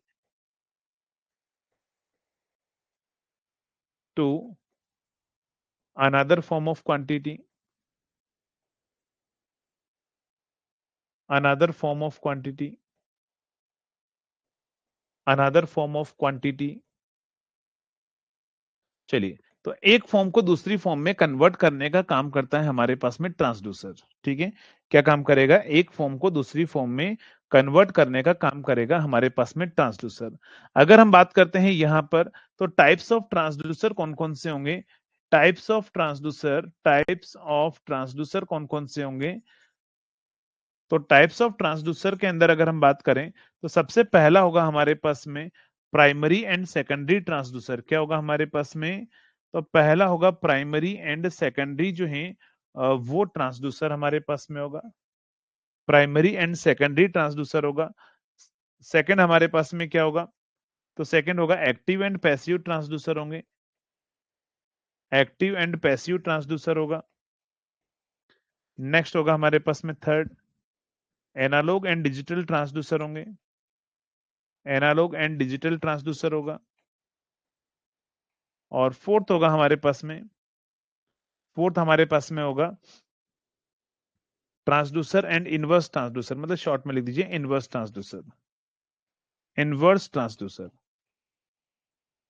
inverse transducer.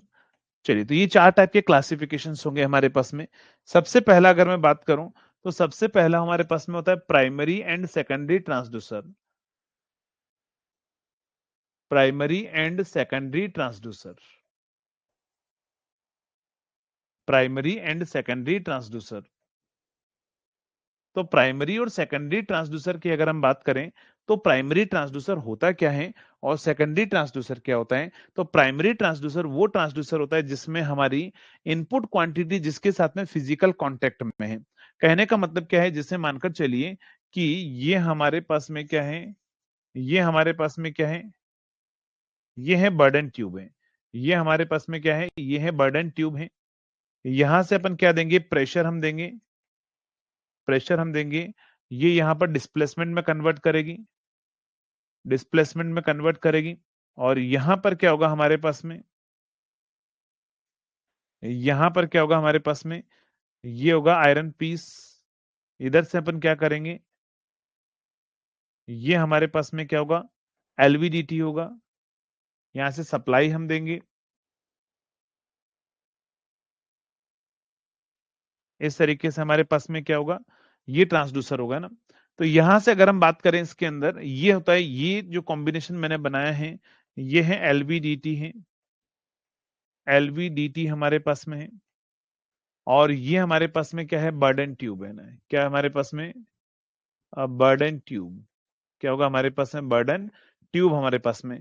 Burden tube pressure को किस में कन्वर्ट करेगी, यहाँ पर डिस्प्लेसमेंट के अंदर, डिस्प्लेसमेंट के अंदर। तो बर्डन ट्यूब जो है वो प्रेशर को डिस्प्लेसमेंट में कन्वर्ट करती है। तो ये हमारे पास में इनपुट क्वांटिटी क्या है, ध्यान रखना, अगर इनपुट प्रेशर है तो बर्डन ट्यूब प्राइमरी है और ये सेकेंडरी है। क्यों, मैंने क्या बोला, इनपुट क्वांटिटी जिसके साथ में फिजिकल कांटेक्ट में होती है ना, इनपुट क्वांटिटी जिसके साथ में फिजिकल कांटेक्ट में होती है, तो वो ट्रांसड्यूसर क्या कहलाएगा हमारे पास में। तो ध्यान रखिएगा, ये जो हमारे पास में जहां पर इनपुट फिजिकल इनपुट क्वांटिटी जो है डायरेक्टली कांटेक्ट के अंदर है, वो कहलाएगा हमारे पास में प्राइमरी ट्रांसड्यूसर। लेकिन अगर मान लो इनपुट ही डिस्प्लेसमेंट हो तो फिर ये भी प्राइमरी होगा। लेकिन अगर इनपुट डिस्प्लेसमेंट नहीं है, इनपुट प्रेशर है, तो ये सेकेंडरी ट्रांसड्यूसर होगा। समझ में आ गया प्राइमरी और सेकेंडरी ट्रांसड्यूसर क्या होता है, एक बार जल्दी से बताएंगे। Hello.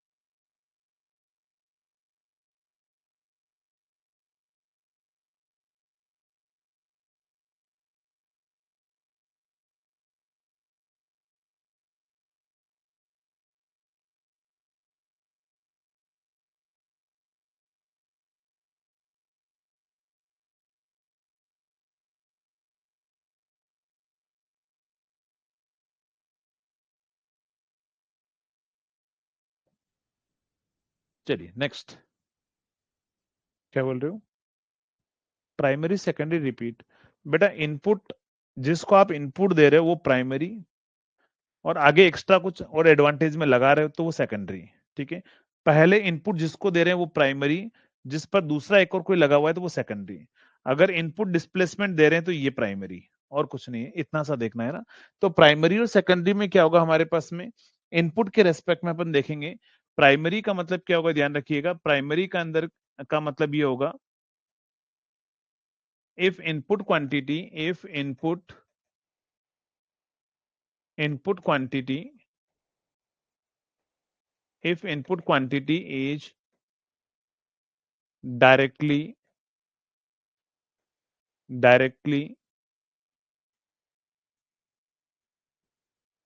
connected to those transducer, directly connected to those transducer,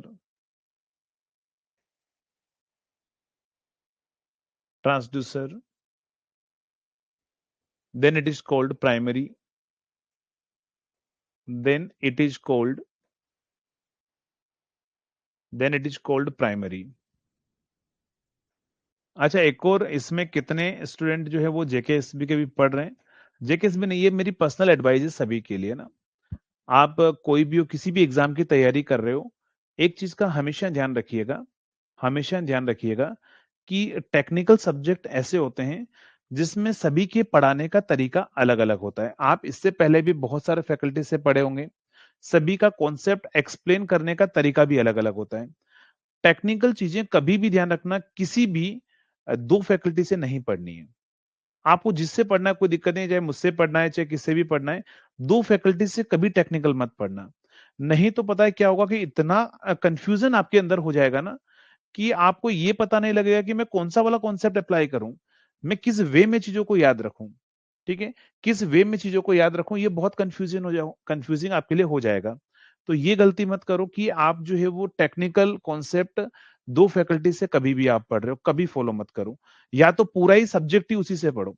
पता लगा आदि मशीन मेरे से पढ़ी या फिर मेरे से पढ़ी, कॉन्सेप्ट कोई दूसरे फिर आपने उसके अंदर मिक्स कर दिए, या कोई सब्जेक्ट अगर आपने पढ़ा, सभी का अपना अपना तरीका होता है। यही सबसे बड़ी गलती होती है कि एग्जाम के अंदर फिर हमें कंफ्यूजन होता है कि मैं कौन सा वाला मेथड लगाऊं। तो उस कंफ्यूजन से हमेशा दूर रहें। ठीक है, हमेशा दूर रहें, और कॉन्सेप्ट जो है आपके पास में एक ही फैकल्टी के फॉलो करें, ना कि दो अदर अदर फैकल्टी के फॉलो करें। मैं देख रहा हूं,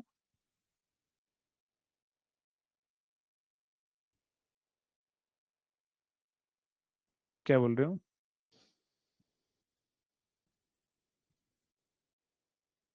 रिप्लेस किए हैं वो? अच्छा, बेकार पढ़ाते हैं। ठीक है, नहीं मतलब मेरी पर्सनल राय है आपसे, ये मैं आपको बोल रहा हूँ। मतलब किसी से भी आप पढ़ो, कोई अच्छा पढ़ाए बेकार पढ़ाए वो अलग चीज है, बट ये कि हाँ, कॉन्सेप्ट कभी भी ध्यान रखना, दो फैकल्टी के मिक्स मत करना। जिससे पढ़ रहे हो टेक्निकल उसी से पढ़ो, दूसरे पर अगर आप जाओगे बाद में जाकर आपको दिक्कत होगी, फिर भटक के वापस घूम फिर कर आओगे कि सर नहीं, फिर से कॉन्सेप्ट फिर से सीखना है ना। हाँ, डेफिनेटली।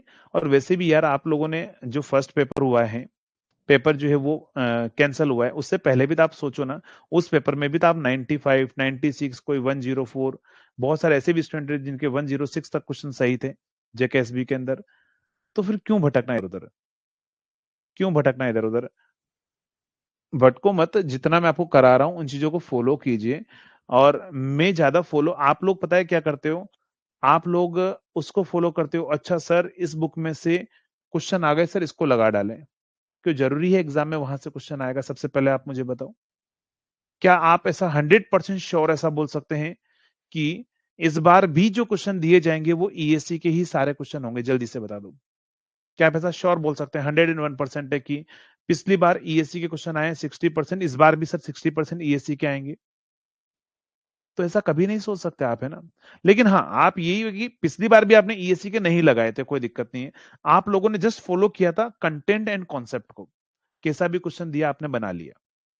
इस बार भी मैं आपको फिर से बोल रहा हूं कि बहुत सारे रोज मैसेज आ रहे हैं कि सर ईएससी की पीवाईक्यू बुक हो तो आप शेयर कर दीजिए, आप इसकी पीवाईक्यू बुक हो तो आप शेयर कर दीजिए एईजी की।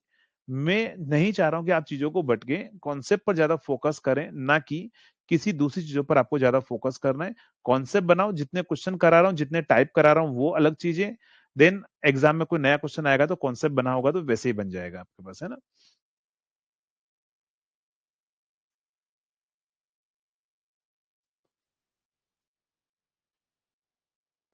चलिए, अच्छा रीजनिंग कैसा पढ़ा रहे हैं जल्दी से बता दो, अभी जो सर आए हैं, हिमांशु सर, कैसा पढ़ा रहे हैं रीजनिंग?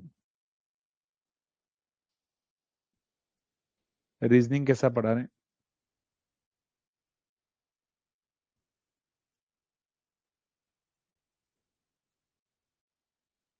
अभी आपने 2 क्लासें ले ली होगी सर की, 2 नहीं 3 क्लास हो गई होगी आई थिंक मेरे हिसाब से। अच्छा पढ़ा रहे हैं? चलिए, क्योंकि एक्चुअली मैं सर के साथ में पहले 2021 एक साल मैंने लगभग उनके साथ में काम किया है, और मुझे पता है कि वो अच्छा पढ़ाते हैं, इसीलिए मैंने थोड़ा सा स्टेप लिया और चेंज करके सर को लेकर आया, ताकि आपको जो है वो रीजनिंग वाली चीजों में भी कोई दिक्कत ना आए आपके पास में ना।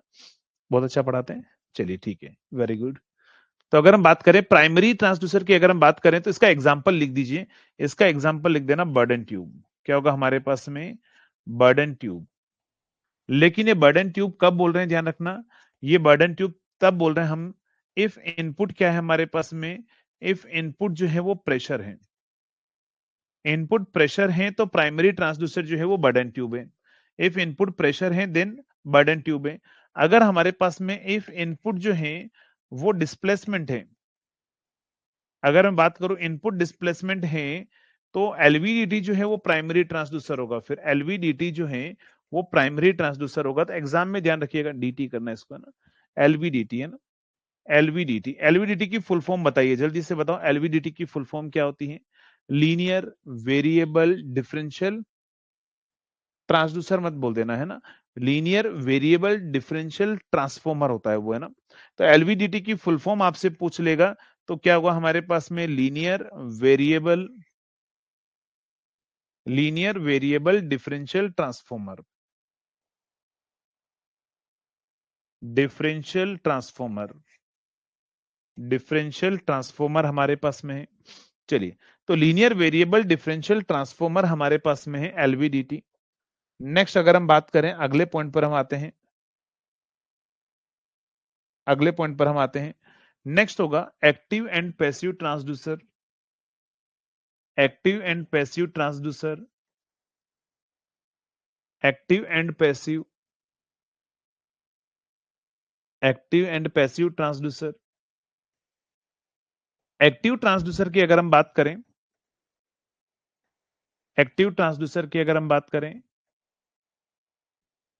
एक्टिव ट्रांसड्यूसर की अगर हम बात करें, तो एक्टिव ट्रांसड्यूसर क्या होता है? नाम से ही पता लग रहा है, जो एक्टिव है, जिसको किसी की जरूरत नहीं है, वो हमेशा एक्टिव रहेगा।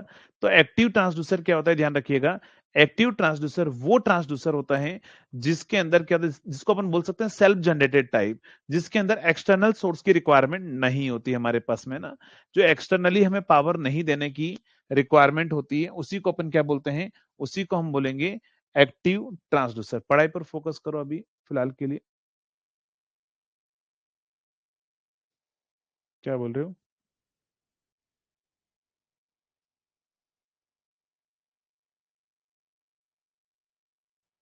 चलिए, पढ़ाई पर फोकस करो। तो यहां पर क्या होगा हमारे पास में, एक्टिव ट्रांसड्यूसर को एक्सटर्नल हमारे पास में कोई भी रिक्वायरमेंट नहीं होती है, तो इसको आप लिख सकते हो self generated type, self generated type, self generated type, self generated type जो ट्रांसड्यूसर होगा वो हमारे पास में क्या होगा, एक्टिव ट्रांसड्यूसर होगा। External power is not required, यहां लिख देना, external power is not required, external power is not required, जिसमें एक्सटर्नल पावर की रिक्वायरमेंट नहीं होती जिनको। फॉर एग्जाम्पल अगर मैं बात करूं यहां पर क्या होगा, piezo electric crystal, piezo electric, piezo electric transducer, piezo electric transducer. और एग्जांपल बताएंगे जिसमें एक्सटर्नल सप्लाई की रिक्वायरमेंट नहीं होती। एलवीडीटी में रिक्वायरमेंट है, अभी मैंने आपको सप्लाई दिया है ना, एलवीडीटी के अंदर ऐसी सप्लाई हम दे रहे हैं। सोलर, सोलर सेल के अंदर जो है वो सप्लाई की रिक्वायरमेंट नहीं होती, सही बात है। सोलर सेल आप लिख सकते हो, सोलर सेल आप लिख सकते हैं आपके पास में। नेक्स्ट जो है वो आप लिख सकते हैं, क्या चीज ध्यान रखना, थर्मोकपल आप लिख सकते हैं, थर्मोकपल आप लिख सकते हैं, थर्मोकपल जो है वो आप लिख सकते हैं, वो हमारे पास में एक्टिव ट्रांसड्यूसर है, थर्मोकपल आप लिख सकते हैं, करेक्ट, ठीक है। हाँ, पीजो इलेक्ट्रिक इनवर्स ट्रांसड्यूसर भी होता है, बस अभी अपन लिखेंगे यहाँ पर। नेक्स्ट अगर हम बात करें पैसिव ट्रांसड्यूसर क्या होगा, तो पैसिव ट्रांसड्यूसर हमारे पास में वो होंगे, passive transducer, passive passive transducer हमारे पास में क्या होंगे, तो पैसिव ट्रांसड्यूसर हमारे पास में क्या होंगे, पैसिव ट्रांसड्यूसर वो होंगे जो हमारे पास में रिक्वायर एक्सटर्नल सोर्स, यहां लिख देना require external source, require external source, external source, require external source, ध्यान रखिएगा, जहां पर एक्सटर्नल सोर्स की रिक्वायरमेंट होती है वो हमारे पास में क्या होगा, पैसिव ट्रांसड्यूसर, एक्सटर्नली पावर्ड आप ऐसा बोल सकते हो, या एक्सटर्नल सप्लाई देनी पड़ेगी। एग्जांपल जो है वो उसके एग्जांपल क्या होंगे, अभी मैंने आपको बताया एलवीडीटी आप लिख सकते हो, एलवीडीटी आप लिख सकते हो, पीजो रजिस्टिव बोल सकते हो, और मतलब बहुत सारे आप बोल सकते हो एग्जांपल के तौर पर, LVDT, RDT, correct, RTD, potentiometer, correct, तो यहां पर लिख दो potentiometer, potentiometer, strain gauge, strain gauge, resistance temperature detector RTD, resistance temperature detector, और एटसेट्रा बहुत सारे हमारे पास में होंगे जिसको बाहर से सप्लाई हमें देनी पड़ेगी। नेक्स्ट एनालॉग ट्रांसड्यूसर और डिजिटल ट्रांसड्यूसर में कोई ज्यादा एग्जांपल नहीं पूछेगा, जितने भी हम ये सारे पढ़ रहे हैं सारे एनालॉग ट्रांसड्यूसर है, ध्यान रखिएगा। एनालॉग ट्रांसड्यूसर कौन से होते हैं, जो हमें कंटिन्यूअसली आउटपुट देंगे, एनालॉग ट्रांसड्यूसर कौन से होंगे जो कंटिन्यूअसली आउटपुट देंगे विद रेस्पेक्ट टू टाइम, तो वो एनालॉग होगा। डिजिटल ट्रांसड्यूसर क्या होगा, जो हमारे पास में पल्स की फॉर्म में आउटपुट देंगे, तो वो हमारे पास में क्या होगा, डिजिटल ट्रांसड्यूसर हमारे पास में रहेगा। इनवर्स ट्रांसड्यूसर जो है वो क्या करता है, electrical to non electrical, electrical to हमारे पास में क्या होगा, नॉन इलेक्ट्रिकल,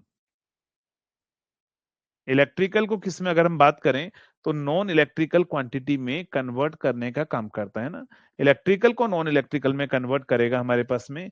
तो यहां पर एग्जांपल जो आप लिख देना, piezo electric, piezo electric transducer, piezo electric transducer. अब अपन वन बाय वन करते हैं, सबसे इंपॉर्टेंट इंपॉर्टेंट ट्रांसड्यूसर जिनके बारे में हमें एग्जाम में ज्यादातर चीजें पूछी जाती हैं, उनको अपन थोड़ा डिटेल में पढ़ लेते हैं। चलिए, तो सबसे पहले अगर हम बात करें यहाँ पर, सबसे पहले मैं बात कर रहा हूं स्ट्रेन गेज के बारे में, स्ट्रेन गेज, स्ट्रेन गेज के बारे में अगर हम बात करें तो स्ट्रेन गेज क्या काम करता है, इसी को अपन पीजो रजिस्टिव ट्रांसड्यूसर भी बोलते हैं, क्या बोलते हैं अपन, इसी को ध्यान रखना, piezo resistive, piezo resistive transducer भी हम इसको बोलते हैं, ठीक है। स्ट्रेन गेज को क्या बोला जाता है, पीजो रजिस्टिव ट्रांसड्यूसर है वो भी हमारे पास में बोला जाता है। स्ट्रेन गेज में हम इनपुट में क्या देते हैं, इनपुट में अपन क्या देंगे जल्दी से बताओ, तो इनपुट में हम देंगे फोर्स, क्या देंगे हम, प्रेशर या फोर्स आप इनपुट में दोगे। जैसे मानकर चलिए कि कोई भी एक मेटल पीस है, जब आप क्या करोगे उसको आप स्ट्रेस करोगे या स्ट्रेन करोगे, मान लो अगर आप उसको स्ट्रेन कर रहे हैं, तो यहां पर क्या होगा, उसकी डायमेंशन में चेंज हो जाएगा, डायमेंशन में चेंज हो जाएगा, लेंथ में चेंज हो जाएगा, तो ये हमारे पास में क्या होगा, उसकी वजह से रेजिस्टेंस में चेंजेस होगा। बट उतनी चीजें नहीं पढ़नी, आपको बस ये पढ़ना है कि इसके अंदर आपको ये पूछा जाएगा, सबसे पहले आपसे पूछा जाएगा गेज फैक्टर के बारे में, गेज फैक्टर के बारे में। तो गेज फैक्टर जो होता है वो होता है del R divide by R, और डिवाइड बाय हमारे पास में del L divide by L, इनका जो रेशियो होता है ना, ये होता है हमारे पास में गेज फैक्टर। ये ध्यान रखिएगा, डेल एल बाय एल क्या होता है हमारे पास में, लॉन्गिट्यूडनल स्ट्रेन, क्या होगा हमारे पास में, लॉन्गिट्यूडनल स्ट्रेन। नहीं बेटा, पिछली बार एसएससी में आया हुआ है, इससे न्यूमेरिकल आया था, सही देखना, पिछली बार क्वेश्चन आया था। तो अगर हम बात करें यहां पर क्या होगा, तो ये लिख देना longitudinal strain, longitudinal strain, longitudinal strain हमारे पास में होगा। गेज फैक्टर, उसके बाद में अगर हम बात करें गेज फैक्टर के बाद में Poisson ratio, Poisson ratio, Poisson ratio जो होता है ना उसको अपन लिखते हैं आर, स्मॉल आर से। स्मॉल आर जो होता है वो होता है minus del D divide by D divide by del L divide by L. तो ये ऊपर क्या होता है माइनस लेटरल स्ट्रेन, क्या होगा lateral strain, lateral strain,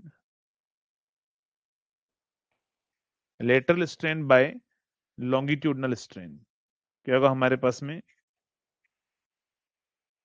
longitudinal strain.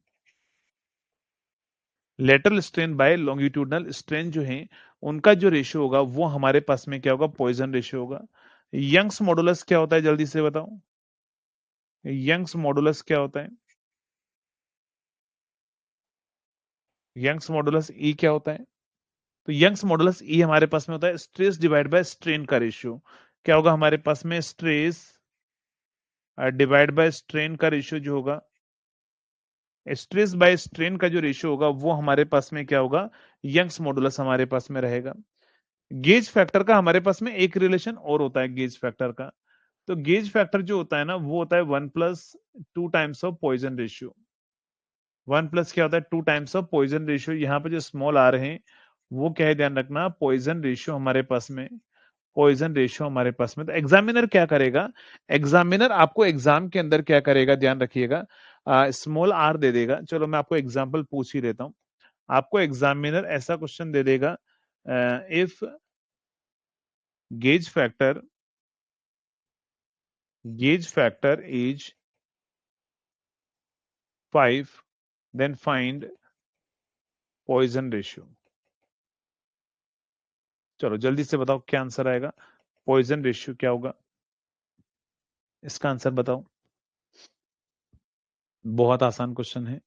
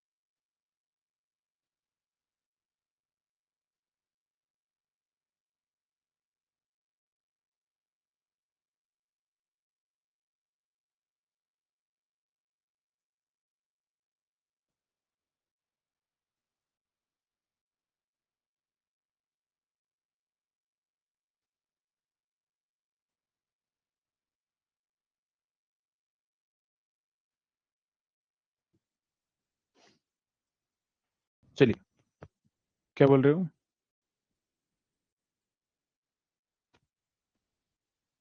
मेरे बेच में ये फर्स्ट की क्लासेस बहुत लेट शो करता है।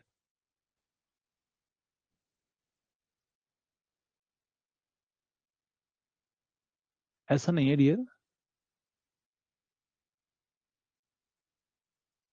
1 से 1.5 घंटे में आपके बैच में अपलोड हो जाती है क्लासेस। एक बार आप 1-1.5 घंटे बाद चेक कर लेना, है ना। बेटा रीजनिंग की क्लासेस अपलोडेड है कॉम्बो बैच के अंदर। Amit Kumar non technical folder में जाकर देखना ना, reasoning bye Himanshu sir uploaded है क्लासेस। सागर आप मुझे रिप्लाई करने वाले थे टेलीग्राम मैसेज।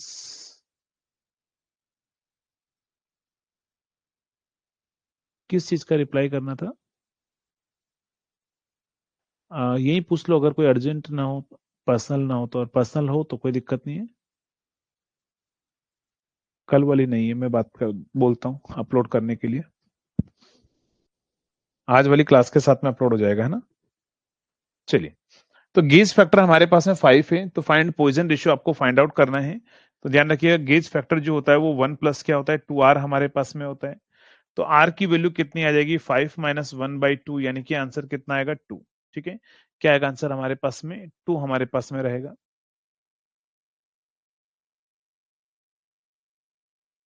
क्या होगा हमारे पास में,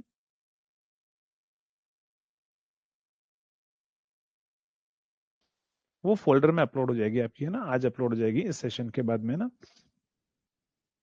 चलिए, तो ये हमारे पास में क्या होगा, गेज फैक्टर होगा। देखो इसको न्यूमेरिकल को यहीं स्टॉप नहीं करेगा, वो आपको इससे गेज फैक्टर निकलवाएगा, यहां से गेज फैक्टर निकलवाएगा, बाद में लेटरल स्ट्रेंथ भी पूछ सकता है।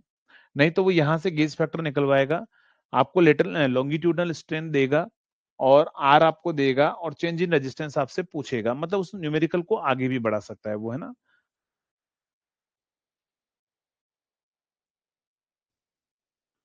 कॉम्बो बेस सी में तो एक भी रीजनिंग की क्लास नहीं है, और बेटा अगर आ गई तो बताओ, मैं चेक करके आपको बता दिया तो, नॉन टेक्निकल में एक बार अच्छे से चेक करना। मैंने कल ही अपलोड करवाई है, कल ही बोला था मैंने कि जितनी भी सारी पुरानी हिमांशु सर की जितनी भी क्लासें अभी हो गई हैं, वो सारी आप अपलोड कर देना, एक बार अच्छे से चेक करना नॉन टेक्निकल पोर्शन में। और नहीं हुआ होगा तो मैं एक बार बोल दूंगा टीम को कि वो चेक कर ले अपलोड के लिए ना। चलिए आगे बढ़ते हैं अपन नेक्स्ट। स्ट्रेन गेज के बाद में अपन बात करते हैं। स्ट्रेन गेज जल्दी से बताएंगे कौन सा ट्रांसड्यूसर है, तो मैं आपको ऑलरेडी बता चुका हूं कौन सा है, पैसिव ट्रांसड्यूसर है। कौन सा है, ध्यान रखिएगा, पैसिव ट्रांसड्यूसर हमारे पास में, पैसिव ट्रांसड्यूसर हमारे पास में होता है, पैसिव ट्रांसड्यूसर होता है। नेक्स्ट, इसके बाद में अपन बात करते हैं एलवीडीटी के बारे में। LVDT linear variable differential transducer, जल्दी से बताओ एक्टिव है या पैसिव है। तो ये भी हमारे पास में क्या होता है, मैं नहीं करता हूं अभी अपलोड, क्योंकि अभी इतनी सारी क्लासेस हो गई, तो मैंने एक बंदे को रखा हुआ है, वो अपलोड करता है। क्योंकि इतनी सारी आपको बताना, हर क्लास के बीच में 15-20 मिनट का गैप रहता है, अपलोड करने के लिए हमारे पास में कम से कम 1 घंटा चाहिए, तो मेरे पास वो टाइम ही नहीं है ना। तो एक पर्सन रखा हुआ है, उसका काम यही होता है क्लासेस को अपलोड करना। चलिए, एलवीडीटी क्या होता है हमारे पास में, तो ये हमारे पास में होगा पैसिव ट्रांसड्यूसर होगा, पैसिव ट्रांसड्यूसर होगा।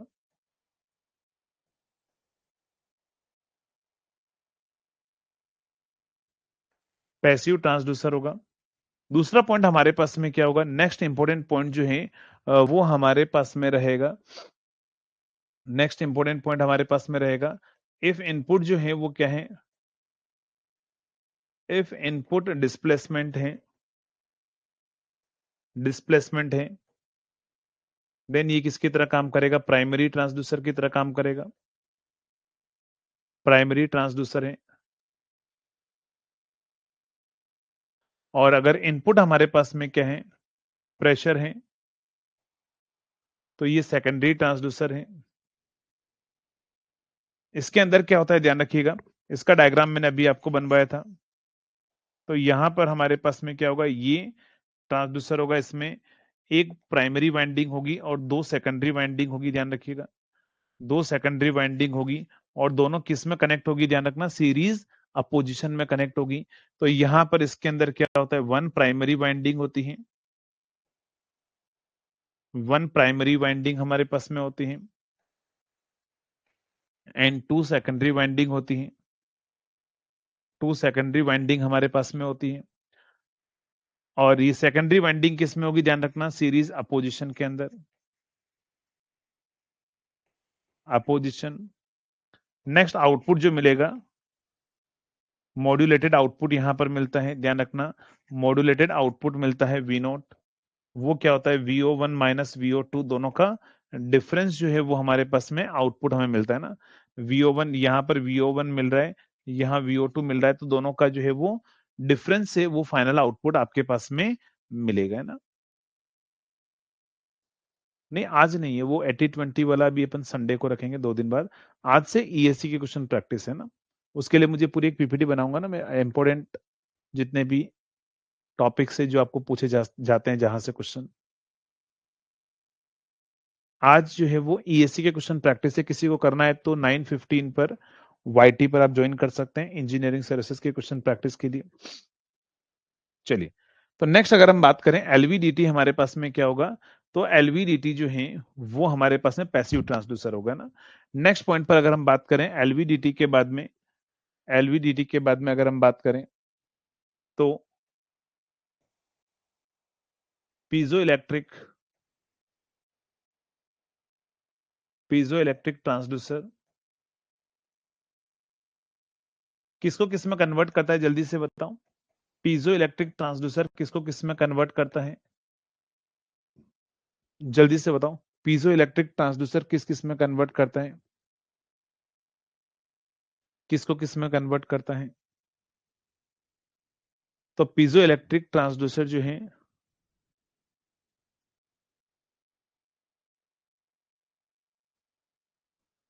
अरे बेटा मैंने नहीं ब्लॉक कर रखा है सागर, मैं देखूंगा तब तो टिक होगा ना।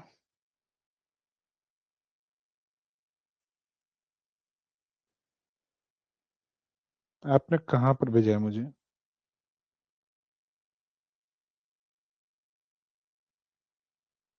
आ गया आपका मैसेज, मेरे पास 6 मैसेज पड़े हुए हैं। ओ भाई इतना बड़ा मैसेज आपने टाइप किया, इतना टाइम कैसे मिल जाता है आपको यार। इसको पढ़ने में मुझे 15 मिनट लगेंगे, एक ही मैसेज है ना 10 बार। चलो मैं इसको पढ़ूंगा फ्री टाइम में, फिर आपको रिप्लाई करूंगा ना। आपने बहुत बड़ा लिखा है मैसेज, है ना। चलिए नेक्स्ट बढ़ते हैं अपन आगे, है ना।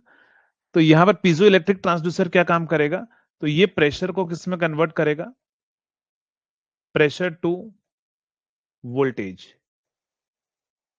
प्रेशर को वोल्टेज में कन्वर्ट करेगा, या फिर हमारे पास में क्या काम करेगा, वोल्टेज को प्रेशर में कन्वर्ट करे, voltage to change in dimension, है ना, चेंज इन डायमेंशन। चलिए, तो अगर हम क्या करते हैं, हम प्रेशर देते हैं तो हमें वोल्टेज मिलता है, या फिर अपन वोल्टेज देते हैं तो हमारे पास में डायमेंशन में चेंजेस होता है ना। तो ये हमारे पास में क्या होगा, ये होगा पीजो इलेक्ट्रिक ट्रांसड्यूसर जो है क्या काम करता है। बाकी इसके अंदर सप्लाई हम नहीं देते हैं, तो ये हमारे पास में एक्टिव ट्रांसड्यूसर होता है, एक्टिव ट्रांसड्यूसर हमारे पास में होता है, एक्टिव ट्रांसड्यूसर हमारे पास में होता है। नेक्स्ट हमारे पास में क्या होगा, नेक्स्ट हमारे पास में होगा ये इनवर्स ट्रांसड्यूसर भी होता है हमारे पास में, इनवर्स ट्रांसड्यूसर की तरह भी काम करता है, इनवर्स ट्रांसड्यूसर की तरह काम करेगा। नेक्स्ट, नेक्स्ट होगा आपसे नाम पूछेगा, बताओ रेजिस्टेंस ट्रांसड्यूसर कौन कौन से होते हैं, रजिस्टिव ट्रांसड्यूसर कौन कौन से होते हैं, नाम बताएंगे आप मुझे। रजिस्टिव ट्रांसड्यूसर कौन कौन से होते हैं,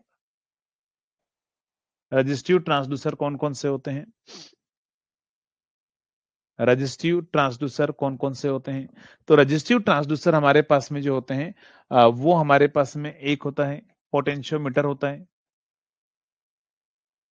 पोटेंशियोमीटर हमारे पास में होता है। नेक्स्ट, जो किसमें पोटेंशियोमीटर किसको किसमें कन्वर्ट करता है, जल्दी से बताओ। पोटेंशियोमीटर किसको किसको किसको किसमें कन्वर्ट करता है, पोटेंशियोमीटर, स्ट्रेन गेज, RTD। तो जल्दी से बताओ पोटेंशियोमीटर जो है किसको किसमें कन्वर्ट करता है, किसको किसमें कन्वर्ट करता है।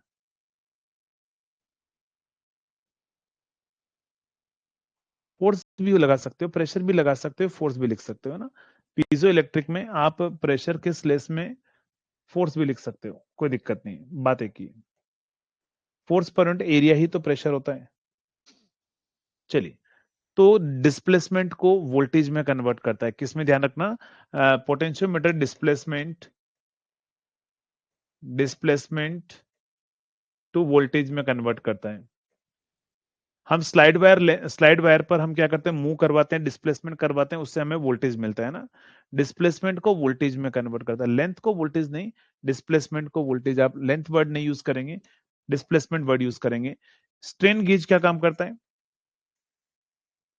स्ट्रेन गेज, ये सारी चीजें आपको है ना याद करना है, ध्यान रखिएगा कि स्ट्रेन गेज किसको किस में कन्वर्ट करता है। तो स्ट्रेन गेज में अपन क्या लगाते हैं, जल्दी से बताओ, प्रेशर लगाते हैं। प्रेशर से हमारे पास में क्या मिलता है, तो चेंज इन रेजिस्टेंस हमारे पास में होता है, इसीलिए इसको पीजो रजिस्टिव ट्रांसड्यूसर भी अपन बोलते हैं। ठीक है,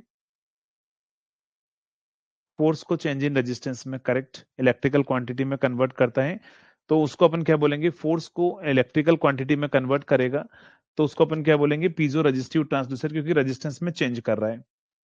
ठीक है, तो यहां लिख दीजिएगा force to change in resistance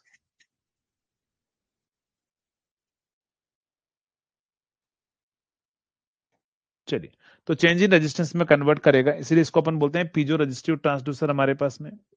अभी कुछ ट्रांसड्यूसर और बचते हैं, तो क्या अपन कल ही कंप्लीट करेंगे, अभी हो नहीं पाएगा, क्योंकि अभी एक क्लास और है सिग्नल सिस्टम की, तो थोड़ा रेस्ट भी करना है।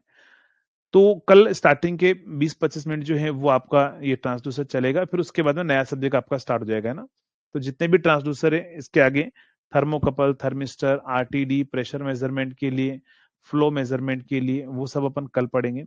और देन उसके बाद में कल कल सब्जेक्ट कौन सा है, एक बार ये बता दो मुझे, अकॉर्डिंग टू प्लानर कौन सा था कल सब्जेक्ट, बेसिक इलेक्ट्रॉनिक्स था या फिर यूटिलाइजेशन था, जल्दी से बताओ, बेसिक इलेक्ट्रॉनिक्स या यूटिलाइजेशन।